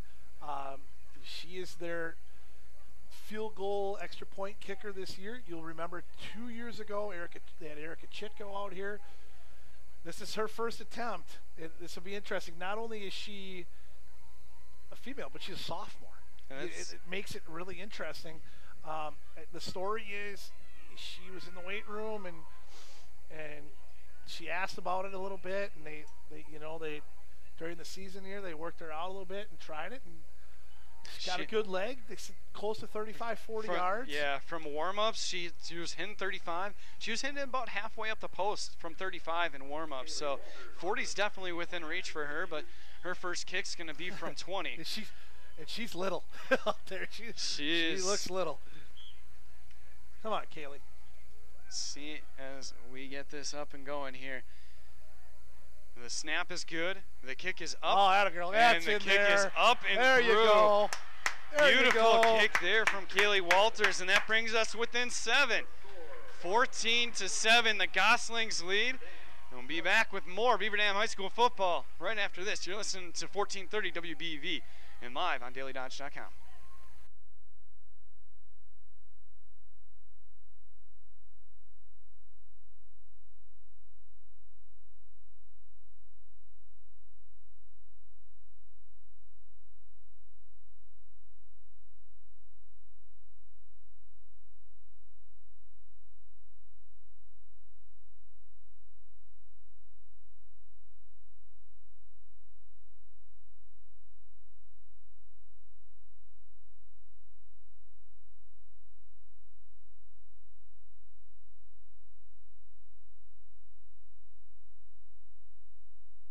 Beaver Dam finally gets their first points on the board on the season in the fourth quarter with 7:21 remaining, and a nice touchdown run from James Brown. Kendrick Jimenez, a 38-yard touchdown pass to James Brown, who does all the work with his legs. Kaylee Walters' kick is good, 14-7 Watertown. Beaver Dam back in the ball game here. Got the big fumble recovery on Katzenberger's fumble that ended up getting them back here in the game. Good job by the offense to capitalize. 14-7, 7:21. Lemus boots it off from the kickoff. It'll be caught at the 10-yard line by Denault. Comes up, crosses the 20, 25, gets up to the 30, tries to break through, and that is where he breaks through more and drops down at the 35. And just an endless spin cycle for him, breaking through tackles, and he's finally met. And the Gosslings will start at about the 35-yard line. Well, he must have gotten, 15 yards after contact almost. That was an impressive run, but Beaver Dam's got to do a better job of tackling. 1st and 10 now, as this is one of the biggest defensive series here for Beaver Dam. Trying to get a stop here. About 7 minutes left here in the game. We need to get something going here so you give your offense a chance. And Coach Cameron's going to go right back to Katzenberger here after the fumble. 2 to the left, 2 to the right. Katzenberger in the backfield, and offsides will be called as Schoenberger again. It's his second. Couple repeat offenders so far for Beaver Dam on the penalty side. Fletcher, a couple costly holding penalties, and a couple offsides here as well. And yeah, again, you mentioned it, it's early in the year, but when you play in a tight game like this and you got a shot, those end up being big. Pass across the middle, finds his intended receiver, and a good job coming back to it. His first reception on the night. That's Luke Gifford getting the opportunity to make a play here in the second half. Well, that moves the Goslings across midfield, just short of the Beaver Dam 45. They'll be at the 47. So 2 receivers to the left, 2 to the right. Katzenberg in the backfield is fakes the handoff. Pauly fumbles it, and it's recovered by Pauly himself. It'll be a loss of 4, and that's the best outcome for Watertown on that play right there. Oh, that was their opportunity. There it was. 2nd and long now, though. So here now you can make a play here. There's still 6.5 minutes left. I mean, there's time to get this thing. You got to get it here. 6.5 to go. 2nd and 14 for the Goslings. 1 to the left, 2 to the right. Katzenberger on the left hip, now right hip of Pauly. Huge defensive series as Pauly hands it off to Katzenberger, goes off left side, has open spaces, crosses a 45-40, gets a first down, goes down the sideline, end zone in sight, touchdown Goslings, and that puts them back up by 14 yet again. 6:01 remaining, and a flag is thrown, and it'll be for an excessive celebration, as it was well after the touchdown, but just a tight rope along the sideline for Katzenberger, and he was able to punch it in for a touchdown. Really well blocked on that left side of the field by the Watertown line and the receivers out there. He had all kinds of space on that side of the field. Katzenberger, big guy like that, get his body rolling a little bit. Tough guy to get down. I think we're just talking here, Kinsey and the officials, to see whether or not the flag's going to be on the extra point. Take it on the kick. I think you can do that, can't you? That's where most go. I'm not sure what discussion is, though. As we're waiting here to see what the flag is, but it'll be unsportsmanlike conduct against Katzenberger. I think Coach Kinsey wants the celebration before he crossed. But they're not, officials aren't going to take that away. So the young man gets his 6 points on the board, and we stand 20-7 with 6 minutes remaining. Snap is delayed, and it's missed. So It'll be a botched extra point for the Goslings, and it'll stay at 20-6. So with that, we'll take a quick 30-second break. Be back with more Beaver Dam High School football right after this. You're listening to 1430 WBV and live on dailydodge.com.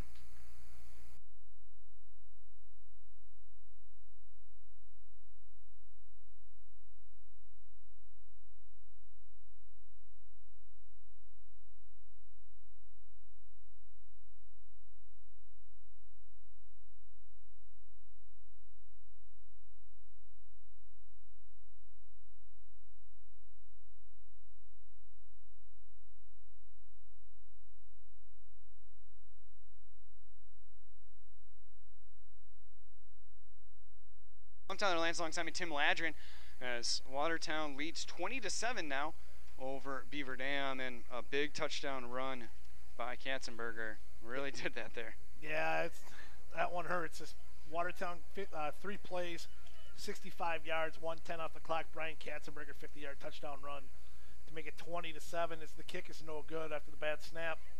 Katzenberger now up to 18 carries for 142 and a touchdown. That's what you do when you make a fumble. The next time you get a touch on it, run it for a touchdown. get that coach's confidence back quick. It'll be that last film that they look at though. I think Watertown and Beaver Dam are both going to be surprised at the ability of Watertown to run the football tonight and really not throw the football very well. We'll see how that goes into their week 2 of play. As next week they face off against Waunakee, and we both know how that went last year. They're probably going to have to play a little bit better. Kickoff went out of bounds as Beaver Dam will get good starting field position. Waunakee beat Watertown 63-0 last year, but that's Watertown for you, or for Waunakee for you, excuse me. Kickoff out of bounds, and Beaver Dam's going to force him to re-kick instead of taking the yardage, which was already pushed back a little further. I like it, because you've got to try to make a big play, and so a good way to do that is off this kick return. I like the call. Beaver Dam High School football here brought to you by Walker's Restaurant, Bayside Supper Club, Hometown Pharmacy, and Choice Insurance. So we have this re-kick here, and with that unsportsmanlike conduct penalty, it moved them back already to the 20-yard line. And so that is much of the reason, as you just explained, Tim. So right. We'll see what is able to be done as you got Brown and Lysis at the 25-yard line right now. I think here, if you're Watertown, I think you just squib it. Make one of the up men get it. A lot of space in that middle. Kajowski runs up, boots it away. It's high, and it'll be caught by Lysis at the 18. Comes up, crosses the 30, has a lot of space. 35, 40, cuts outside, has some more space, crosses up to midfield, and brought down just short at the 48-yard line. A beautiful spin there to break free from a tackle by Lysis, and that's the reason why you have them re-kick. Well, this offense has to work quick. They've got to be efficient. They've got to probably put the ball in the air quite a bit here. You got to get one quick, and you got to try to preserve those timeouts. So 5:37 left to go here in the game. 2 timeouts for Beaver Dam, and they trail 20-7 right now. So that passing game's gonna have to get going, or you have to be able to force that turnover here a little later on. But first, this is the biggest offensive drive of the game. Yeah, at this point, they're going to need both. They're going to need a score, and they're going to need a turnover, because Watertown's got to feel pretty good about their running game right now. And Beaver Dam's going to have to tighten up. Without looking at their numbers right now, they're about 250 yards on the ground for Watertown tonight. So, bounce set here to get this offensive series going for Beaver Dam. There's 5:37 to go. They're going to reset the clock here to 5:42, it sounds like. That guy had a nice voice. That one carried pretty well. Usually you're sitting there waiting for about an hour for the guy to make the call. Got to throw out some hand signals to try to get it going, but he's definitely loud enough up here. Two to the right, one to the left. Stobie in motion to the right side. Jimenez drops back, looks to the left, and finds his receiver. Has an open space on the left side, open to the 40, 35, 30. Crosses the 35, 20. Boschert gets up to the 10 almost, and brought down just short out at the 12. And we'll rule him out at the 14-yard line. And a beautiful play. We've seen that multiple times, but the last time that happened, it was too short, and the knee touched the ground just before he was able to get to the open space. 37-yard pickup for Boschert. And, yeah, big play early. You're right. That play's been there. Nice job. Shaneberger got out there and made a nice block and a nice cutback by Boschert to get back to the sideline. 3 to the right, 1 to the left. Jimenez rolls out, finds the receiver in through the middle. Intercepted, though. Tipped pass and brought down. A couple flags thrown in the, but after the interception, so it looks like it'll still be with the Gosslings, and that deflates any motivation or momentum that the Golden Beavers had. That's going to be on Krogan for a kind of block in the back, it looked like, on the return. They're going to be, so Watertown's going to have the ball about on their own 2. That ball, ball intended for Bird. There's too much traffic there. Jimenez, he had the right mindset, get that offense going, get that quick hitters, get a quick punch in, give your defense a chance to shut them out, but just not enough space in there. Yeah, that's the Beaver Dam's going to have to get a turnover and get a score and get a turnover. All within 5 minutes. That's a deflator because they set themselves up well with this little screen pass to Boschert and the chance to get it, get some points on the board there and give themselves a chance with 5 minutes left. But big play by the Watertown defense. Carl Stadler came up with a big interception there for the Goslings as they're back deep into their own territory on their own 3-yard line officially, as 2 to the left, 2 to the right for the Goslings. Katzenberger, man with the big touchdown run right next to Pauly, and a flag is thrown. Too many men on the field. Too many men or delay? Delayed. See what the flag is. It's a clap from the Goslings. 12 men on the field. And that's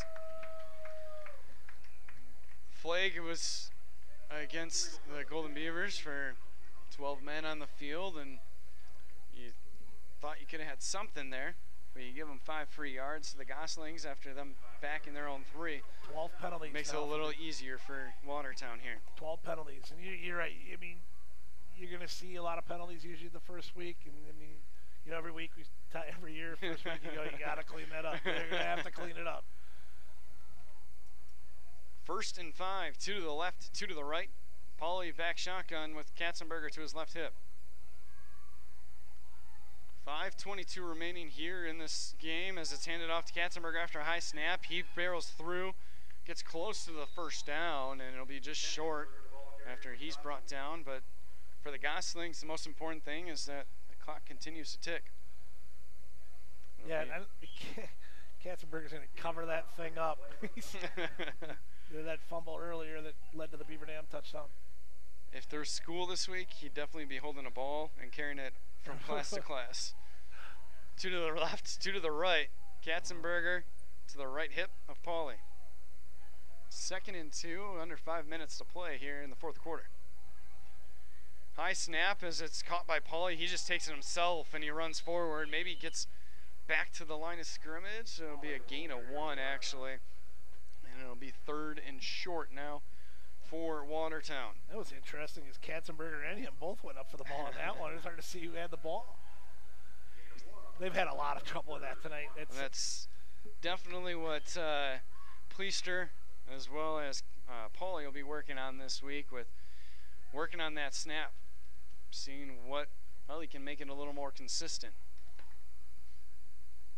2 to the left, 2 to the right. Katzenberger in the backfield. He takes the handoff, goes upfield, crosses the first down marker, gets up to the 20 and brought down just past it at the 22-yard line. Be a gain of about 8 for Katzenberger, who's continued to have the success on the ground. He's had the one fumble that 20, almost ruined it, but 20 carries for 154. can't ask much more for a guy that was slotted in at tight end last year for this starting lineup. Yeah, right. Well, and didn't see the ball much early, and really they sort of resorted to get him the ball, and then he had a lot of success.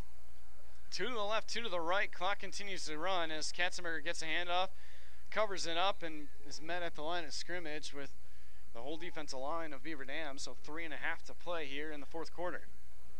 Katzenberger again on the carrier for the Gossling. Again, 2nd and 10. I think a lot of things Beaver Dam can take out of here, especially on the defensive side. On the offensive side, we know Coach Lindy's been here for a few years as the offensive coordinator. Does a really, really good job of making adjustments. You see it plain as day from week to week, and they'll make adjustments and they'll get points on the board. 2 to the left, high snap goes to Katzenberger. He's able to run it off to the right edge, and he's brought down. A flag is thrown. We'll see what it is. Gosling's center is clapping meanwhile with that, trying to figure out what that is about. Yeah.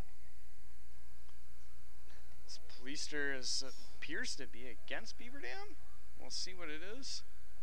Yeah. Unsure on the personal foul signal there, but nonetheless, it's a 3 yards for Watertown. Beaver Dam's got to be careful here of just.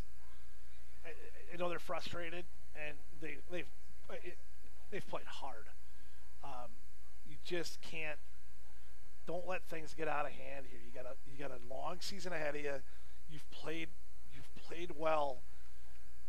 Don't get over chippy here and cost yourself something down the road. So, it's 2:52 left, and again, the effort and the intensity has been there all night. Don't let that turn into something bad here now. So, personal foul called. 2:50 remaining here in the game. 1st and 10 on the Gosling's 40. The handoff fake to Krogan, and Pauly will keep it, and he's met immediately in the backfield by DeJager as well as Rosado. It'll be a loss of 3, and it'll be 2nd and 13 now. 2.5 to go. It'll be 2nd down, and you don't expect anything less here. 1 first down pretty much ends this game here. Yeah, and they'll just keep it on the ground. Again, I think at this point too, Beaver Dam's got to just make sure you get out of here healthy. Got a long season ahead of you. Krogan in the backfield, and false start called as jumping a little too early. Shaneberger's like, that's on him that time. It's not me again. He's looking over at Coach Kinsey on the sideline saying, yep, no, don't worry, it wasn't me this time.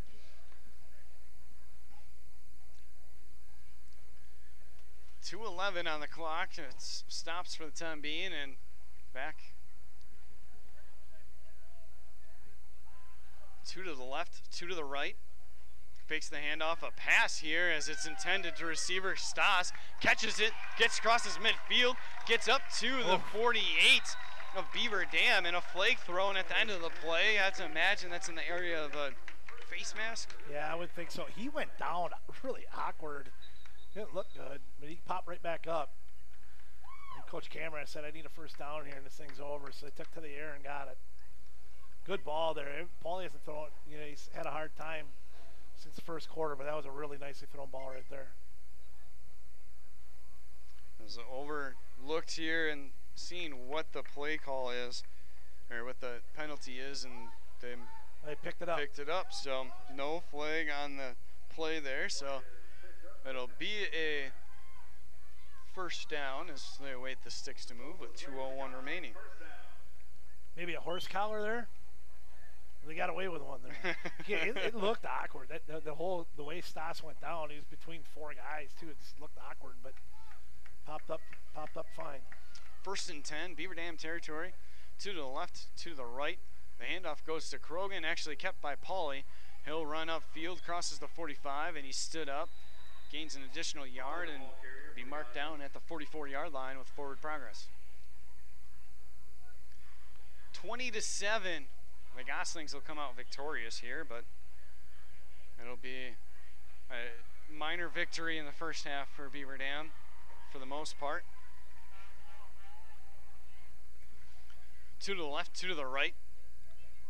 Krogan to the left of Pauly as 1:18 remaining here in the contest. Snap good to Krogan. Krogan runs up, a flag thrown near the line of scrimmage. He breaks out across the 30, and it'll be a first down. Runs out of bounds and stops the clock, but we'll see if it'll be a holding penalty. And I think it's going to be a hold. Yep. Holding on Watertown.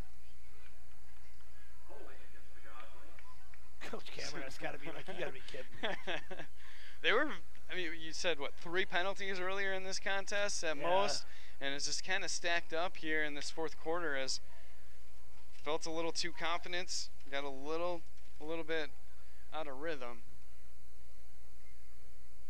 And it forces them back to a second and long here. It'll be second and 17. 8 for Watertown penalties, 13 for Beaver Dam. Definitely one area that can be pointed at. There's a lot of, there'll be a lot of areas tonight. Both teams are going to be like, come on, guys. The handoff there as it's just run up the middle near midfield and brought down is Krogan as we're under a minute to play here. Stobie again. Say his name a lot this year. Brings up third down. 45 seconds to play. I think Coach Kinsey is, rightfully so, is going to eat his 2 timeouts and let this clock run. I'm surprised that Watertown's just not taking a knee. 2 to the left, 2 to the right. The handoff goes to Krogan, runs right up the middle, and he's brought down back near the original first down marker, and that'll do it. With 20 seconds to play, that will end this contest, and Watertown, for a second straight year, again, comes out victorious. Put up 7 in the first half and able to come through and score 13 in the second to be just enough to overcome the Golden Beavers. We'll take a quick break here and bring it back with more post-game numbers and thoughts. You're listening to Beaver Dam High School football here on 1430 WBV and live on dailydodge.com.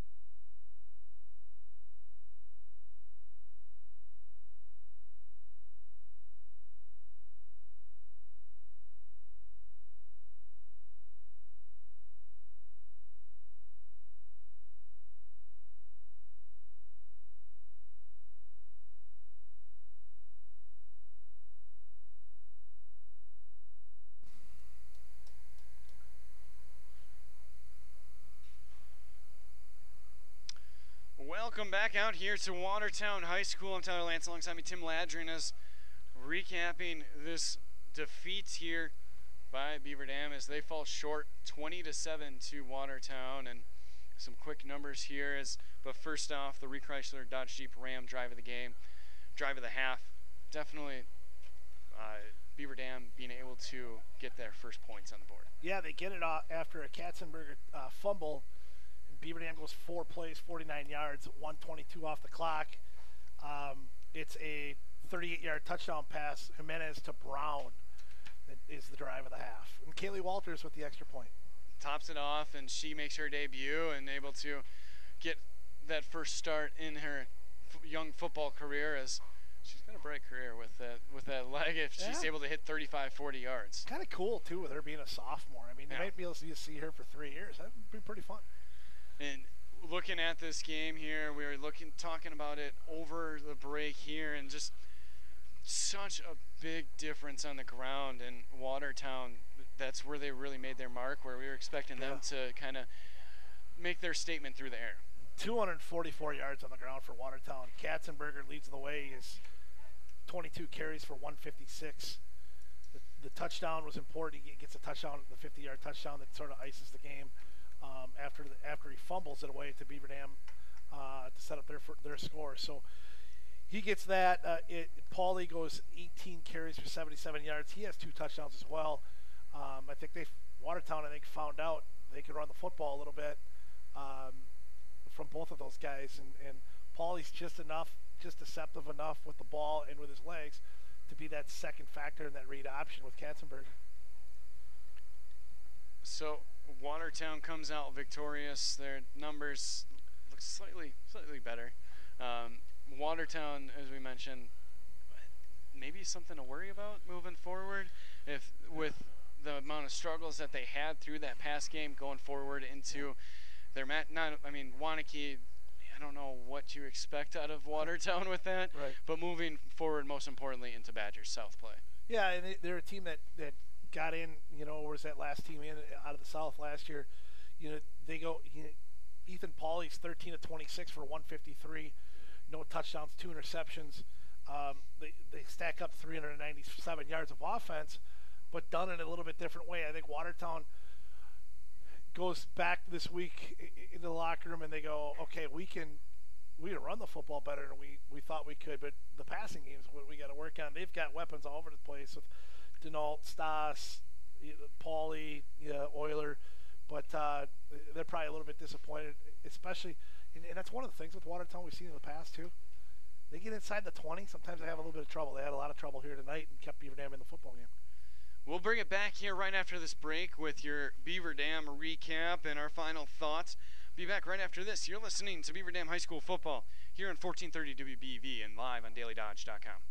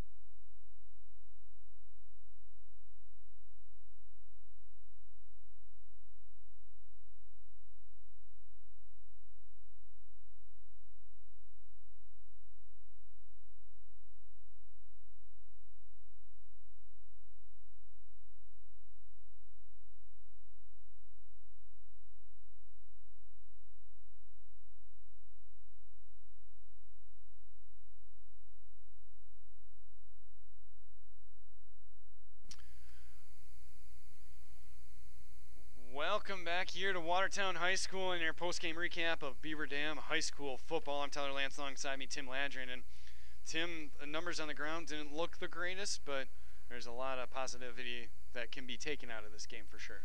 Yeah, 209 yards of offense for Beaver Dam, only 46 on the ground, though. James Brown had 8 carries for 12 yards. Kendrick Jimenez 6 for 3.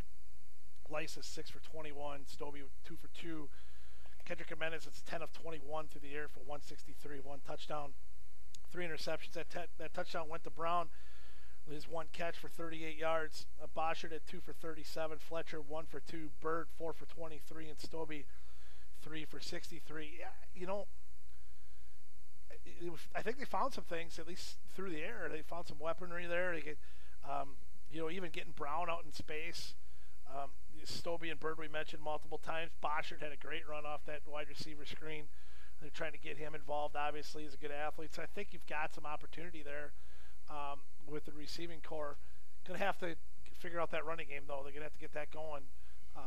You know, they get another week to sort of fix it, you know, with Fort Atkinson coming up before that conference play hits.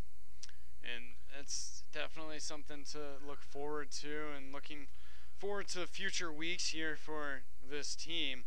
Beaver Dam next week, they travel to they bring Fort Atkinson home, as with the renovations to the concessions and all the changes.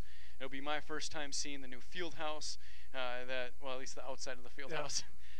So a lot has changed since last season ended, but got to come back.